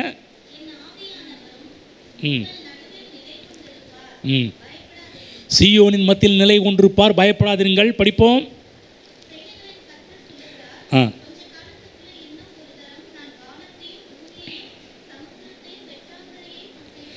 பாருங்க, கொஞ்சம் காலத்துக்குள்ளேன்னு சொல்லிட்டு புதிய ஏற்பாடு காலத்தில் பவுல் அது எழுதும்போது சொல்கிறாரு, இப்பொழுதே அங்கே தான் கொண்டு விடுறாரு. இப்பொழுது என்ன எங்கே வாக்கு பண்ணார்? பழைய ஏற்பாடு காலத்தில் வாக்கு பண்ணார்ல, ஆகாய மூலமாக வாக்கு பண்ணார்ல, அது எப்படி ஆக்கின்னு சொல்கிறாரு என்று இப்பொழுது வாக்கு தத்தம் செய்திருக்கிறார். கவனமாக கேளுங்க. ஒரு தரம் நான் வானத்தையும் பூமியும் சமுத்திரத்தையும் வெட்டாந்தரையையும் அசைய பண்ணுவேன். படிப்போம். சகல ஜாதிகளையும் அசைய பண்ணுவேன், சகல ஜாதிகளாலும் விரும்பப்பட்டவர் வருவார், இந்த ஆலயத்தை மகிமையினால் நிறைய பண்ணுவேன் என்று சேனைகளின் கர்த்தர் சொல்லுகிறார். வெள்ளியும் என்னுடையது, பொன்னும் என்னுடையது என்று சேனைகளின் கர்த்தர் சொல்லுகிறார். முந்தின ஆலயத்தின் மகிமை பார்க்கலாம், இந்த பிந்தின ஆலயத்தின் மகிமை பெரிதாயிருக்கும் என்று சேனைகளின் கர்த்தர் சொல்லுகிறார். இவ்விடத்தில் சமாதானத்தை கட்டளையிடுவேன் என்று சேனைகளின் கர்த்தர் உரைக்கிறார் என்று சொல் என்றார். கவனிங்க, சீயோனை பற்றி பேசுகிறார், சீயோனின் வாசஸ்தலத்தை பற்றி பேசுகிறார். சீயோன் மீது கர்த்தர் பிரியமாக இருக்கிறதுனால என்ன சொல்கிறார்னா, ஏன்பா உனக்காக அசையாததெல்லாம் அசைக்க பண்ணுவேன்றார். நீ நல்லா இருக்கணுன்றதுக்காக, நீ வாழணுன்றதுக்காக, நீ செழிக்க வேண்டும் என்பதற்காக, உன் மீது மகிமை வீச வேண்டும் என்பதற்காக அசையாததெல்லாம் அசைக்க பண்ணுகின்ற தேவன். ஆமென். அவர் சொல்கிறார், குலுங்காதெல்லாம் குலுக்கி விடுவோம்ப்பா, அசையாதெல்லாம் அசைய பண்ணுவேன். கவனிங்க, சபையை பற்றி சொல்கிறார், ஆலயத்தை பற்றி சொல்கிறார் இல்லையா? இப்போ முந்தின ஆலயத்தின் அசையப்பணும்னு சொல்லிட்டு என்ன கீழே என்ன சொல்கிறாரு? ஆலயத்தை பற்றி பேசுகிறார், சீயோனை பற்றி பேசுகிறார், சபையை பற்றி பேசுகிறார். வந்து என்ன சொல்கிறாரு? சபைக்காக நான் இப்படி பண்ணுவேன். சபைக்காக இப்படி பண்ணுவோன்னா இது கட்டடத்துக்காக பண்ணுறாரா? கிடையாது. இங்கே இருக்கிற ஒவ்வொரு மக்களும் சீயோனின் மக்கள். உங்கள் மீது கர்த்தர் பிரியமாக இருக்கிறாரு. கர்த்தர் சொல்ல, உங்கள் மேலே மகிமை வீசும்படிக்கு, உங்கள் மீது மகிமை வரும்படிக்கு, உங்கள் மீது பேர் பிரஸ்தாபம் வரும்படிக்கு கர்த்தர் சொல்கிறாரு, அசையாததெல்லாம் அசைக்க பண்ணுவேன், வெட்டாந்தரையையும் அசைக்க பண்ணுவேன். அது 6ஆம் வசனம் போட கொஞ்ச காலத்துக்குள்ளே இன்னும் ஒரு தரம் வானத்தையும் பூமியையும் சமுத்திரத்தையும் வெட்டாந்தரையையும். நம்ம என்ன பண்ணுறோன்னா, நம்ம அசைக்கிறது நம்ம ட்ரை பண்ணிட்டு இருக்கிறோம். இதுக்கு என்னென்ன ப்ரேயர் மீட்டிங் வைக்கிறோமோ அத்தனை ப்ரேயர் மீட்டிங் வாங்க அசைப்போம். இதை அசைக்கலாம், அதை அசைக்கலாம், அவங்கள அசைக்கலாம், இவங்கள அசைக்கலாம், நம்ம பாட்டு மூச்சு போட்டுட்ருக்குறோம். கர்த்தர் சொல்ல, ஏன்ப்பா அந்த அசைக்கிறது உன் வேலை கிடையாது, உனக்காக நான் பண்ணுறேன். உனக்காக அசைக்காத உள்ளத்தெல்லாம் நான் அசைக்கிறேன். சில பேர் வந்து கொடுக்கறதுக்கு கொடுக்கவே மாட்டாதாலெல்லாம் அவர் அசைக்க பண்ணுறார், தராதாலெல்லாம் அவர் தர வைக்கிறாரு, உங்கள்கிட்ட வாங்கி கொடுக்காதெல்லாம் அவர் கொடுக்க வைக்கிறாரு. எல்லா விஷயத்தையும் கர்த்தர் பண்ணுறாரு. வந்து 7ஆம் வசனம், சகல ஜாதிகளாலும் சகல ஜாதிகளையும் அசைய பண்ணுவேன். கவனிங்க, நீங்கள் நல்லா இருக்கணுன்றதுக்காக, நீங்கள் மேலே வரணுன்றதுக்காக, ஐஸ்வர்யத்தை சம்பாதிப்பதற்கு பலன் உங்களுக்கு உண்டாக வேண்டும் என்பதற்காக, நீங்கள் இப்பொழுது இருக்கிறதை பார்க்கலாம் 1000 மடங்கு அதிகமாக வேண்டும் என்பதற்காக, கர்த்தர் வந்து உங்களை பெருகவே பெருக பண்ணுவேன் என்று சொன்னதற்காக அவர் பண்ணுற வேலை உங்களுக்காக அசையாததெல்லாம் அசைக்க பண்ணுறார். சகல ஜாதிகளையும் அசைக்க பண்ணுவேன். ஜாதி என்னால் நாடு. யோசிச்சு பாருங்க, உங்களுக்காக நாடுகளெல்லாம் அசைக்க பண்ணுவேன்றார். ஹலோ, எங்கேயோ என்னமோ சொல்கிறீங்க பாஸ்டர், அந்த குடுகுடுப்பாக்கான நைட்டு வந்து குடுகுடுப்பாக வந்து சொல்கிற மாதிரி காதில் உழுவுற மாதிரி இருக்குன்னு நீங்கள் நினைக்கலாம். ஆனால் இது குடுகுடுப்பாக சொல்கிற ஒரு வார்த்தை கிடையாது. தேவாதி தேவன் ஜீவாதிபதி சொல்லுகின்ற ஒரு வார்த்தை. உங்களுக்காக தேவன் அசையாததெல்லாம் அசைய பண்ணுவார். ஏன் சொல்கிறார்? அடுத்து சொல்கிறார் இல்லையா, வெள்ளியும் என்னுடைய விரும்பப்பட்ட வருவா, இந்த ஆலயத்தை மகிமையினால் நிறைய பண்ணுவேன் என்று தேனில் கர்த்தர் சொல்லி. ஏன்னா உங்களை மகிமையினால் நிரப்புவதற்காக. மகிமைன்னு உடனே அப்படி மேலே இருக்கிற நம்ம ஒவ்வொரு போட்டாக்கு மேலே அப்படி ஒரு பெரிய ஒரு ரவுண்டு மாதிரி வெள்ளை கலர் கொடுத்துருப்பாங்க, அது கிடையாதுங்க. மகிமை என்பது அடுத்து சொல்கிறாரு, வெள்ளியும் என்னுடையது, பொண்ணு என்னுடையது, இது எல்லாவற்றையும் உங்கள்கிட்ட கொடுக்கும்படி கொடுக்காதெல்லாம் கொடுக்க வைப்பேன்றார். கவனிங்க, சபையை கர்த்தர் நேசிக்கிறாரு. இதான் ஏன் பண்ணுறாரு? சபையில் உள்ள ஏழைகளை அவர் ஆசீர்வதிக்க விரும்புகிறார். நீங்கள் ஏழையாக இருக்கக்கூடாது என்று விரும்புகிறார். நீங்கள் இப்போ இருக்கிற நிலைமையில் இருக்கக்கூடாது என்று விரும்புகிறார். ஆகவேதான் பாருங்க, சபையில் இருக்கிற மக்களை ஆசீர்வதிக்கும்படிக்கு தான் நான் வானத்தையும் பூமியையும் அசைக்க பண்ணுவேன். சபையில் இருக்கிற மக்களை உயர்த்தும்படிக்கு தான் வெட்டாந்தரையை அசைக்க பண்ணுவேன். சகல ஜாதி ஜனங்களையும் கூட கர்த்தர் ஆசைக்கு தயாராக இருக்கிறார். உனக்காக நான் ரெடியாக இருக்கிறேன்ப்பா. நீ என்ன பண்ணி இந்த சத்தியத்தால் உன் மனதை நிரப்பு. என்னுடைய நோக்கத்தால் உன் மனதை நிரப்பு. என்னுடைய சுத்தத்தினால் உன் மனதை நிரப்பு. உனக்காக நான் பல வேலையை செய்கிறதுக்கு ஆயத்தமாக இருக்கிறேன். இதனால் உன் மனதை நிரப்பு. இதை தப்பு நினச்சிட்டு இருக்காத. இதில் தப்பான உபதேசம் நினச்சிட்டு இருக்காது. இல்லை கள்ள உபதேசம் நினச்சிட்டு இருக்காத. உனக்காக நீ நல்லா இருக்கணுன்றதுக்காக யார் நீ யார் நினச்சிட்டு இருக்கிறியோ அவங்கள நான் அசைக்க பண்ணுவேன். இது முடியாதுன்னு நினச்சிட்டு இருக்கிறியா பாரு, முடியாதுன்னு நினைக்கிற அந்த மனுஷன் நான் உனக்காக அசைக்க பண்ணுவேன். பைபிளில் ஒரு வார்த்தை, பல வார்த்தையில் ஒரு பிடிக்கும் பாருங்க. பாவிகளின் ஆஸ்தியை கர்த்தர் நீதிமானுக்கு வச்சிருக்கிறாராம். சொல்கிறார், இவன் கொடுக்கவே மாட்டான்னு நினச்சி அவனை தான் உனக்காக கொடுக்க வைப்பேன். பாவிகளை கூட கவனிங்க. நீங்கள் நினைக்கலாம் பாருங்க, விசுவாசிகளும் அப்படி இல்லைங்க. உங்களுக்காக கொடுக்காத பாவிகளை கூட கர்த்தர் அசைக்க பண்ணுவார். ஒரு அசைவை உண்டு பண்ணுவார். அசைக்காத உள்ளத்தையும் கர்த்தர் அசைப்பார். பைபிளில் புறப்பட்டிருக்கு, அக்கிரமக்காரன் ஆஸ்திகளை எடுத்து தேவன் நீதிமானுக்கு கொடுக்குறார் என்று புறப்பட்டிருக்குது. பாருங்க, நம்முடைய கைக்கு வராது எங்கெங்கோ இருக்குது. என்ன இருக்கக்கூடாத இடத்துல இருந்துகிட்டு இருக்குது. நம்ம கைக்கு வர வேண்டியது. ஆனால் ஒன்று நிச்சயம், சீயோன் மீது கர்த்தர் பிரியமாக இருக்கிறாரு. சீயோனை ஆசீர்வதிக்கும்படிக்கு, சீயோனின் மீது தன்னுடைய மகிமையை விளங்க பண்ணும்படிக்கு அசையாத காரியத்தில் கர்த்தர் அசைக்க பண்ணுகிறார். ஆமென். சூழ்நிலைகளெல்லாம் அதுக்காக மாற்றுகிறார். நீங்கள் நினைக்கலாம் சூழ்நிலை ரொம்ப பேடாக இருக்குதுங்க. இல்லைங்க, இந்த சூழ்நிலை வாய்ப்பே கிடையாது நீங்கள் நினச்சிட்டு இருக்கலாம். கர்த்தர் சொல்ல, உங்களை ஆசீர்வதிப்பதற்கு யாருப்பா சொன்னால் அந்த சூழ்நிலை மோசமான, அந்த சூழ்நிலையை நான் மாற்றி காமிப்பேன். அந்த சூழ்நிலையை நான் அசைப்பேன். அந்த சூழ்நிலையை நான் ஒன்றுமில்லாமல் ஆக்குவேன். ஏன்னா கர்த்தர் அந்த சூழ்நிலையெல்லாம் மாற்றி உங்கள் கருத்துக்கு கொண்டு வந்து கொடுக்கும்படி கர்த்தர் விரும்புகிறார். நீங்கள் மகிமை அடைய வேண்டும் என்று கர்த்தர் விரும்புகிறார். அது 9ஆம் வசனம், முந்தின ஆலயத்தின் மகிமை பார்க்கணும், இந்த பிந்தின ஆலயத்தின் மகிமை பெரிதாக இருக்கும். முன்னாடி வாழ்ந்த கிறிஸ்தவங்களுடைய மகிமையை காட்டில் இப்போ வாழ்கிற கிறிஸ்தவங்களுடைய மகிமை பெரிதாக இருக்கும். ஏன்னா இப்படிப்பட்ட வெளிப்பாடுகளை பெற்றுக்கொண்டு வருகிறீர்கள். அந்த காலகட்டத்தில் பெற்ற வெளிப்பாடெல்லாம் செத்தா பரலோகம் போகிறது இல்லைங்க. தேவன் பெரிய ப்ராஜெக்ட் வச்சிருக்கு, பெரிய நோக்கம் வச்சிருக்கு, பெரிய திட்டம் வச்சிருக்கிறாரு. நம்ம ரட்சிக்கப்பட்டது மட்டும் இல்லாமல் நம்மோடு கூட ஏராளமான பேரை கிறிஸ்துவுக்குள் கொண்டு வர வேண்டும் என்றும், தேவனுடைய உடன்படிக்கைக்கு பங்காளிகளாக கொண்டு வர வேண்டும் என்றும், கிறிஸ்துவின் உடன்படிக்கைக்கு சொந்தக்காரர்களாக மாற்ற வேண்டும் என்று தேவன் விரும்புகிறாரு. ஆகவே தான் உங்கள் மேலே மகிமையை பெரிதாக்குகிறார். ஆமென். ஏன் உங்களை ஐஸ்வர்யவானாக்குகிறார்? ஏன் உங்களை விருத்தியாக்குகிறார்? ஏன் உங்களை செழிப்பாக்குகிறார்? நல்லா புரிஞ்சுக்கணும். நீங்கள் சாப்பிட்டு தின்னுட்டு தூங்கி கொரட்டை விடுறதுக்காக கிடையாது. நம்ம நினச்சிக்கணும், நல்லா ரைட், ஓகே, கர்த்தாவே தோத்திரம், கர்த்தாவே யாருக்கும் கொடுக்காத எனக்கு கொடுக்க பண்ணிட்டு சொல்லிட்டு நம்ம என்ன பண்ணுறோம்? ஜெபம் பண்ணுவோம். ஆண்டவரே, அநேக ஏழைகளுக்கு கொடுக்காத எனக்கு கொடுக்குறீதே, யாரும் சாப்பிடாத நான் சாப்பிட வைக்கிறேன்னு சொல்லிட்டு சாப்பிட்டு நல்லா கொரட்டை விட்டு தூங்குறதுக்கு கிடையாது. நல்லா நம்ம சாப்பிட்றது மட்டும் அநேகரை இந்த உடன்படிக்கைக்கு உள்ளே கொண்டு வர வேண்டும். ஆமென். சபையிலே தேவன் தன்னுடைய மகிமையை விளங்க பண்ணுகிறார். அதுக்காக அசைக்காதவங்களாம் அசைக்கிறாரு, நகர பண்ணுறாரு. வெள்ளியும் அவருடையது, பொண்ணும் அவருடையது. தேவன் இதெல்லாம் கொண்டு வந்து சபையை நிரப்ப போகிறார். ஆமென். தேவன் பண்ணுவாருங்க. வெள்ளி பொண்ணெல்லாம் ஒரு பெரிய மேட்டரே கிடையாது. தேவன் அதெல்லாம் உங்கள்கிட்ட கொடுக்கறதுக்கு பெரிய பெரிய காரியத்தை அவர் பண்ணுறது ரெடியாக இருக்கிறார்.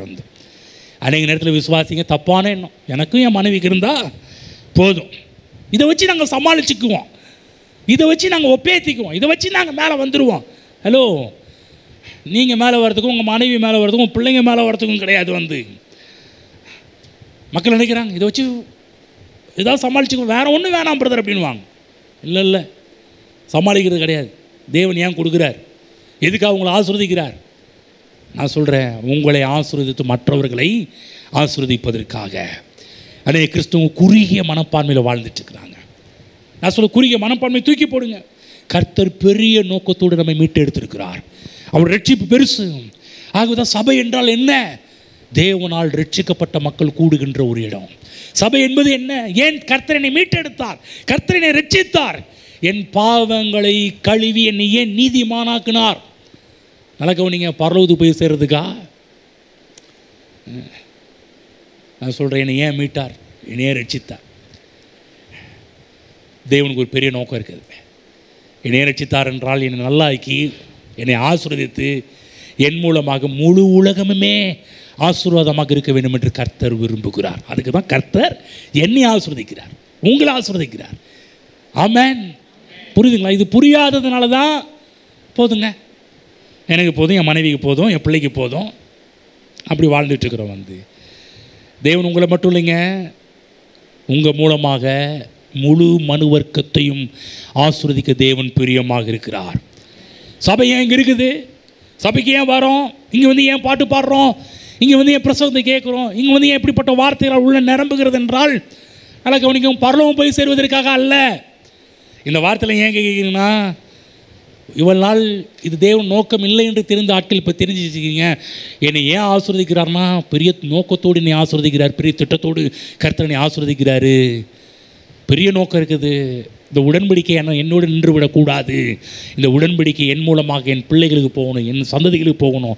அப்படி சந்ததிகள் தொட்டு அநேக ஜாதிகளுக்கு, அநேக நாடுகளுக்கு, அநேக இனங்களுக்கு தேவனுடைய உடன்படிக்கை. எந்த உடன்படிக்கை?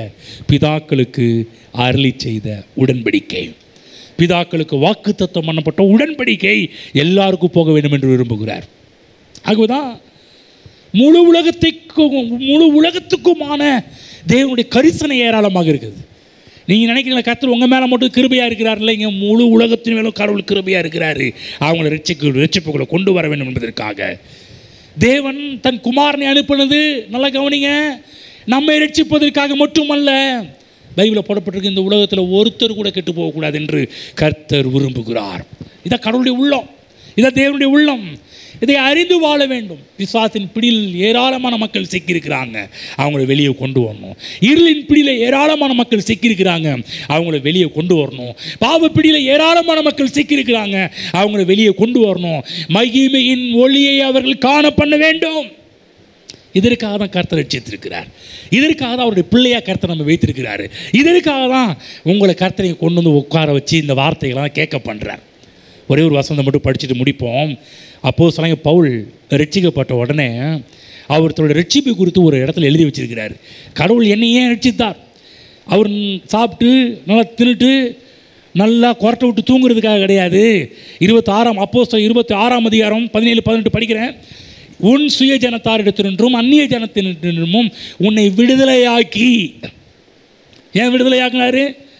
அவர்கள் என்னை பற்றும் விசுவாசத்தினாலே பாவ மன்னிப்பையும் பரிசுத்தமாக்கப்பட்டவர்களுக்குரிய சுதந்திரத்தையும் பெற்றுக்கொள்ளும்படியாக அவர்கள் இருளை விட்டு ஒளியினிடத்திற்கும் சாத்தானுடைய அதிகாரத்தை விட்டு தேவனிடத்திற்கு திருப்பும்படிக்கு நீ அவர்களுடைய கண்களை திறக்கும்படி பொருட்டு இப்பொழுது உன்னை அவர்களிடத்திற்கு அனுப்புகிறேன் என்றார். பவுலுக்கு வெளிச்சம் வந்துருச்சு. ஆமென். அதான் பவுலை கர்த்தர் நல்லா வைத்து முழு உலகத்துக்கு சுவிசேஷத்தை அறிவிக்கின்ற மிகப்பெரிய ஒரு கருவியாக தேவன் பவுலை பயன்படுத்தினார். தேவ பிள்ளைகளே, நல்லா புரிஞ்சுக்கணும், கர்த்தர் ஏன் என்னை ரட்சித்தார், கர்த்தர் ஏன் என்னை மீட்டார். நம்ம சாப்பிட்டு நல்லா கொழுத்த கன்றுகளைப் போல வளருவதற்காக மட்டுமல்ல, வலது புறத்திலும் இடது புறத்திலும் இடம் கொண்டு பெருகுவதற்காக மட்டும் கிடையாது. நல்லா கவனிங்க, உங்களை நல்லா வச்சு முழு உலகத்துக்கும் சுவிசேஷத்தை அறிவிப்பதுதான் தேவனுடைய நோக்கமாக இருக்கிறது. ஆமென். நான் சொல்கிறேன், முழு உலகத்துக்கும் சுவிசேஷம் போகணும்னா நீங்கள் நல்லா இருந்தால் மட்டும்தான் முடியும். நீங்கள் கஷ்டத்தில் இருந்தாலோ, பிரச்சனையில் இருந்தாலோ, கடனில் இருந்தாலோ, ஏழையாக இருந்தாலோ, ஓட்டாண்டியாக இருந்தாலோ முடியவே முடியாது. நீங்கள் நல்லா இருந்தால் மட்டும்தான் ஏதாவது ஒரு விதங்களில் தேவனுடைய சுவிசேஷத்தை நாம் செய்ய முடியும். ஆமென். சொல்கிறது உங்களுக்கு புரியுதுங்களா? இன்றைக்கி ஒன்றும் இல்லைங்க, ஒரே ஒரு உதாரணத்தை மட்டும் சொல்லி முடிக்கிறேன். இன்றைக்கி இந்த செல்ஃபோனை வச்சு ஏராளமான மக்கள் தப்பான காரியத்தை ஷார்ட்ஸ் பண்ணி போட்டுட்ருக்குறாங்க, தப்பான விஷயங்கள். கவனிச்சிங்களா? ஆனால் தேவனுடைய பிள்ளைங்க நான் சொல்கிறேன், ரேராக இருக்கிறேன். தேவனுடைய வார்த்தையை சொல்கிற ஒரு பிரசங்கம் பண்ணுற ஒரு ஆளாக இதில் வர்றது கிடையாது. இன்றைக்கி சுவிசேஷம் அறியக்கூடிய மிகப்பெரிய ஒரு டூல் இதுவாக இருக்குது. நம்ம இதை எதா பார்க்குறோம், இது நம்முடைய என்டர்டைன்மெண்ட்டாக பார்த்துட்ருக்குறோம். நம்முடைய நேரத்தை பொழுதுபோக்குன்ற ஒரு காரியமாக அதை நம்ம பார்த்துட்ருக்குறோம். நான் சொல்கிறேன், என்றைக்கு இதை நீங்கள் சுவிசேஷம் அறிவிக்கின்ற டூலாக பயன்படுத்துகிறீங்களோ அன்றைக்கி உங்கள்கிட்ட இருக்கிற எல்லா கெட்ட பழக்கம்லாம் வெளியே போக ஆரம்பிச்சிடும். ஒன்று தெரியுங்களா? இன்றைக்கி இந்த செல்ஃபோன் இதில் இருக்கின்ற சின்ன சின்ன காரியங்களை பயன்படுத்தி நான் பார்ப்பேன், ஒன்றுத்துக்கு உதவாத காரியத்தெல்லாம் ஷார்ட்ஸாக போட்டு வச்சுருப்பான். ஆனால் அதை மக்கள் பார்த்துக்கிட்டு இருப்பாங்க. ஒன்று தெரியுங்களா? நீங்கள் யாருக்கு ஊழியம், இன்றைக்கி நிறைய மக்கள் கர்த்தருக்கு கொடுக்கணுன்னா கஷ்டப்படுற நீங்கள் நிறைய மக்கள் பிசாசின் காரியங்களுக்கு விதைச்சிக்கிட்டு இருக்கிறீங்க. நீங்கள் பார்க்குற ஒவ்வொரு ஷார்ட்ஸும் ஒவ்வொரு வியூஸும் யாருக்கு போயிட்டு தெரியுங்களா? ஹலோ, யாருக்கு போகுது? பிசாசின் மக்களுக்கு போகுது, அவர் ராஜ்யத்தில் இருக்கிற மக்களுக்கு போகுது. நீங்கள் நினைக்கிறீங்க எப்போ நல்லா இருக்குது, அவ்வளோ சூப்பராக இப்படி பண்ணுறாங்க அப்படி பண்ணுறாங்க. நீங்கள் யாருக்கு லைக் போடுறீங்க? யாருக்கு விவசாயம் மாறுறீங்க? எல்லாமே அவங்களுக்கு தான் விவசாயம் மாறுறீங்க. அவங்கள ஃபாலோ பண்ணுறீங்க, அவங்கள பின்பற்றுகிறீங்க. கவனிங்க, இதே டூலை பயன்படுத்தி இங்கே இருக்கிற ஒவ்வொருவரும் சுவிசேஷம் அறிவிக்க பிரயாசம் விடுங்க. அவன் எப்படியாவது ஒரு நிமிஷம் ஒன்றும் இல்லைங்க, ஒரு வசனத்தை சொல்லியாவது பைபிளில் அது இருக்கிற ஆசீர்வாதமான ஒரு வசனத்தை பிடிச்சாவது அனுப்புங்க. நீங்கள் எல்லோரும் வசனத்தை அனுப்ப ஆரம்பிச்சிங்கன்னா தேவையில்லை, நிறைவானது வரும்போது குறைவானதெல்லாம் ஓடி போக ஆரம்பிச்சிடும். என்னென்னா நம்ம உள்ளே கொண்டு வரல. ஆமாம், இனிமேல் என்ன பண்ண போகிறீங்க? இதை வச்சுட்டு என்ன பண்ண போகிறீங்க? நீ கருத்தை நிறைய தாளந்தை கொடுத்து நிறைய வரங்களை கொடுத்துருக்கிறாரு. நான் சொல்கிறேன், இதன் மூலமாக சுவிசேஷ ஊழியத்தை செய்ய பாருங்கள். சும்மா உட்காந்துட்டு எவனுக்கோ காணிக்க அனுப்பிட்டு இருக்காதீங்க. நம்ம சபைக்கு காணிக்க அனுப்புறதை காட்டில் நம்ம யாருக்கெல்லாம் காசு போட்டுக்கிட்டு இருக்கிறோம். இங்கே இருக்க நீங்கள் எல்லாருமே என்ன பண்ணுறீங்க தெரியுங்களா? ஹலோ, இங்கே சர்ச்சில் காணிக்க தசமாக கொடுக்குறது கஷ்டமாக இருக்குது. நீங்கள் எல்லோரும் என்ன செல்ஃபோன் எடுத்துக்கிட்டு எல்லாருக்கும் போட்டுக்கிட்டு இருக்கிறீங்க. நான் சொல்கிறது புரியுதா? பக்கத்தில் ஏதாவது புரிஞ்சிச்சா? நீங்கள் பார்க்குற வியூவர்ஸ்லாம், நீங்கள் பார்க்குற எல்லாமே யாருக்கு போய் சேரு தெரியுங்களா? புரியுதா நான் சொல்கிறது? நீங்கள் பார்க்குறதா யாருக்கு போட்டுக்கிட்டு இருக்கிறீங்க? விக்கிரக கோயிலில் போய் போடுறதும் ஒன்று தான், இந்த மாதிரி பார்த்து அவங்களுக்கு போடுறதும் ஒன்று தான். கேர்ஃபுல்லாக இருங்க. சில காரியம் நாலேஜ் இம்ப்ரூவ்மெண்ட் பண்ணுறதுக்காக நீங்கள் பார்க்குறது தப்பு கிடையாது. நாலேஜ் இம்ப்ரூவ்மெண்ட் பண்ணுறது, ஏன்னா சில புக்கெல்லாம் வாங்குறது காசு போட்டுலாம் வாங்குறாங்க. நாலேஜ் இம்ப்ரூவ்மெண்ட் பண்ணுறதுக்கு பார்க்குறது தப்பு கிடையாது. ஆனால் ஒன்றுமே இல்லாமல் சப்ப மேட்டர்லாம் இருக்கும் பாருங்கள், ஒன்றுமே இருக்காது பாருங்கள். ஒருத்தன் போட்டதையே 100 பேர் போடுவானுங்க. இவன் என்ன சொல்கிறான், அவன் என்ன சொல்கிறான், அவன் என்ன சொல்கிறான், இவன் என்ன சொல்கிறான். தேவ பிள்ளைகளே, இந்த உலகம் பாவத்தால் நிரம்பி இருக்குது, பிசாசால் நிரம்பி இருக்குது. நிறைய மக்கள் பிசாசுக்கு அடிமையாக இருக்கிறாங்க. ஆனால் இவங்களை மீட்கிற ஒரே ஒரு ஆயுதம் சுவிசேஷத்தினால் மட்டும்தான் முடியும். பாவத்தில் கிடக்கிறவங்க, இருளின் பிடியில் இருக்கிறவங்க, இருளின் ராஜ்யத்துக்கு உட்பட்ட எல்லா மக்களையும் வெளியே கொண்டு வரக்கூடிய ஒரு ஆயுதம் சுவிசேஷத்தினால் மட்டும்தான் முடியும். சுவிசேஷத்தை எளிமையான விதங்களை சொல்லுங்கள். எளிமையான விதங்களை எல்லாரும் சொல்லி நீ அனுப்பி விட்டு பாருங்கள். உங்களை காமிக்கிறது நீங்கள் நம்மளை காமிக்கிறது கிடையாதுங்க. நம்மளை காமிக்கிறது கிடையாது. நம்ம வாட்ஸ்அப்லேயும் ஸ்டேட்டஸ் நம்மளை காமிச்சிட்ருக்குறோம். நம்ம எங்கே இருக்கிறோம், என்ன சாப்பிட்றோம், என்ன பண்ணுறோம், என்ன செய்கிறோம், அதை காமிச்சிட்டு இருக்கிறோம். அது வேலையே கிடையாது. நம்மை காண்பிப்பது வேலை கிடையாது. கிறிஸ்துவை காண்பிப்பதும் உங்களுடைய வார்த்தையை காண்பிப்பு, இதை காண்பித்து மக்களை கர்த்தருக்குள் கொண்டு வரது நம்முடைய வேலையாக இருக்குது. முதல்ல உங்களை காமிக்கிற ப்ரொஃபைலை நிப்பாட்டுங்க, ஸ்டேட்டஸை நிப்பாட்டுங்க.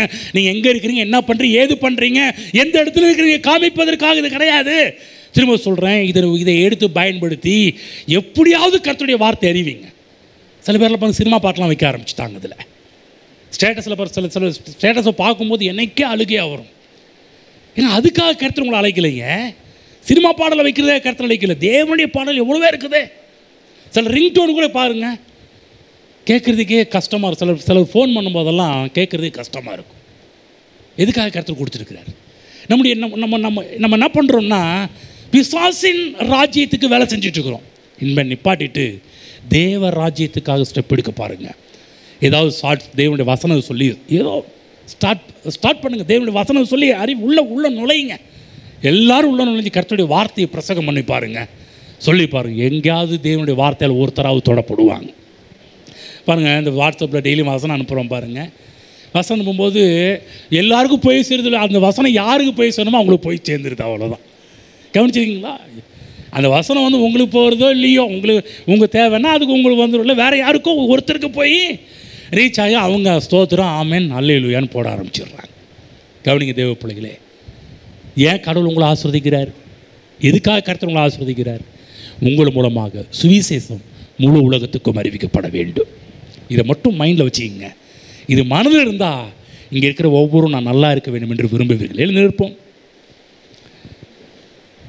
அடுத்த வாரத்தில் பார்க்க போகிறோம். அந்த பாவியின் ஆஸ்தியெல்லாம் எப்படி நம்ம பக்கம் டைவெர்ட் பண்ணி விடுறாரு கர்த்தர். திருப்பி பைபிளை போட பிடுங்கி நம்ம கையில் கொடுக்குறான். அவன்கிட்ட இருக்கிறத பிடுங்கி நம்ம கையில் கொடுக்குறாரு. எதுக்கு நம்ம கையில் கொடுக்குறாரு? நீ நினைக்கிறீங்களா நல்லா சாப்பிட்டு நல்லா தொந்தியை வளர்த்து கோட்டை விட்டு தூங்குறதுங்க நினச்சிட்டு இருக்கிறீங்களா? நெவர், கிடையாது. அது கிடையவே கிடையாது. ஏன் கர்த்தர் உங்களை ஐஸ்வர்யமானாக்கிறார், ஆசீர்வதிக்கிறார் என்றால் நீங்கள் நல்லா இருந்து முழு உலகத்துக்கும் சுவிசேஷம் அறிவிக்க வேண்டும் என்பதற்காக தான் உங்களை ஆசீர்வதிக்கிறார். இந்த எண்ணம் இருந்தால் நீங்கள் போதும்னு சொல்ல இன்னும் வேணும் ஆண்டவரே, இதன் மூலமாக இன்னும் எப்படியெல்லாம் உங்களுடைய ராஜ்யத்தை பரப்ப வேண்டுமோ, உங்களுடைய ராஜ்யத்தை சொல்ல வேண்டுமோ, அதுக்காக என்னால் என்ற எல்லா காரியம் அதில் என் பங்கு இருக்கும். ஆமென். எத்தனை பேர் சொல்கிறீங்க சுவிசேஷ ஊழியத்தில் உங்கள் பங்கு இருக்க வேண்டும் என்று விரும்புகிறவங்க? அப்படி விரும்புகிறவங்க முதல்ல தசம பாகத்தில் ஆரம்பிங்க. அதையே கொடுக்காத ஆட்கள் நிறைய பேர் இருக்கிறீங்க. காணிக்கை கூட போடாத ஆட்கள் இருக்கிறீங்க. முதல்ல அங்கே ஆரம்பிங்க. நான் சொல்கிறேன், இதெல்லாம் சுவிசேஷ ஊழியத்தில் மிகப்பெரிய பங்காற்றுகிற ஒரு வேலையை செய்து கொண்டிருக்கிறார். நீங்கள் நினைக்கிறீங்களா இன்றைக்கி இந்த தசம பாகம் தப்புன்னு அதில் உள்ளே போயிட்டுருக்குறோம்.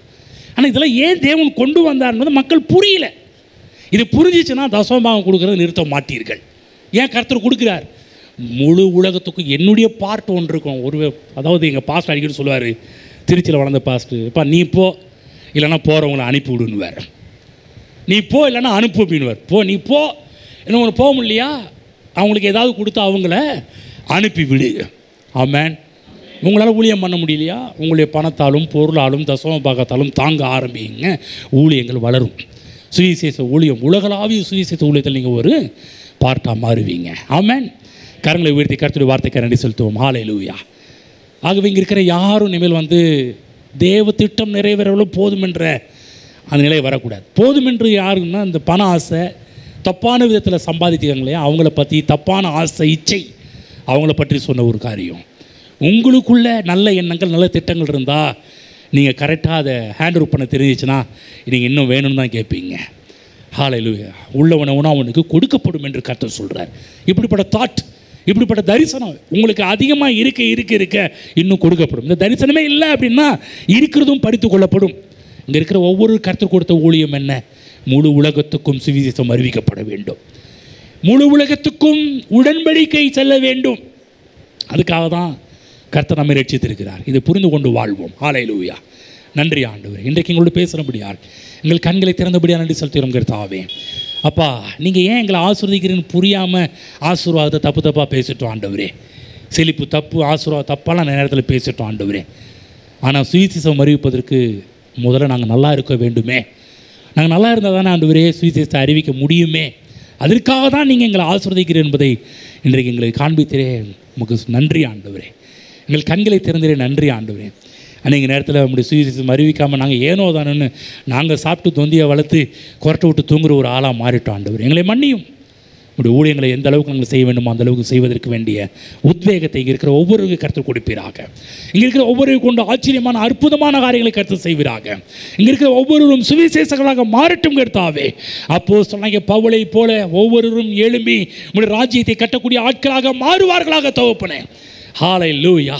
இங்கே இருக்கிற ஒவ்வொருவரும் ஆண்டவரே மக்களை ஆதாயப்படுத்துகின்ற ஞானவான்களாக வரட்டும், உருவாகட்டும் கர்த்தாவே. ஒவ்வொருவரும் எப்படி மாறட்டும். நான் ரட்சிக்கப்பட்டால் போதும், எனக்கு என் மனைவிக்கு என் பிள்ளைக்கு இருந்தால் மட்டும் போதும், நான் சர்ச்சுக்கு வந்தால் மட்டும் போதும் என்று இருக்கிற மனநிலை, செல்ஃபிஷ் சுயநலம் மாறுவதாக தகப்பனே. நீர் வைத்திருக்கிற திட்டங்கள், நீர் வைத்திருக்கிற தரிசனங்கள், நீர் வைத்திருக்கிற நோக்கங்கள் உடைய பிள்ளைகளை பற்றி பிடிப்பதாக தகப்பனே. ஹல்லேலூயா. அப்படிப்பட்ட அபிஷேகம் இந்த காலை வேளையில் ஒவ்வொரு மேலும் உண்டாவதாக. சுவிசேஷம் அறிவிக்கிறவர்களாக மாறுவார்களாக. அதற்காகவே இந்த பூமியில வாழ்ந்து சுகித்திருக்கட்டும். நல்ல நாட்களை பார்க்கட்டும் கர்த்தாவே. வர வர விருத்தி அடையட்டும் கர்த்தாவே. எல்லாவற்றிலும் உடைய பிள்ளைகள் சுகத்தோடும் இருக்கட்டும், ஆசீர்வாதத்தோடு இருக்கட்டும், செல்வ செழிப்போடும் இருக்கட்டும் என்று சொல்லி உடைய பிள்ளைகளை ஆசீர்வதிக்கிறேன். இயேசுவின் நாமத்தில் பிதாவே. ஆமென்.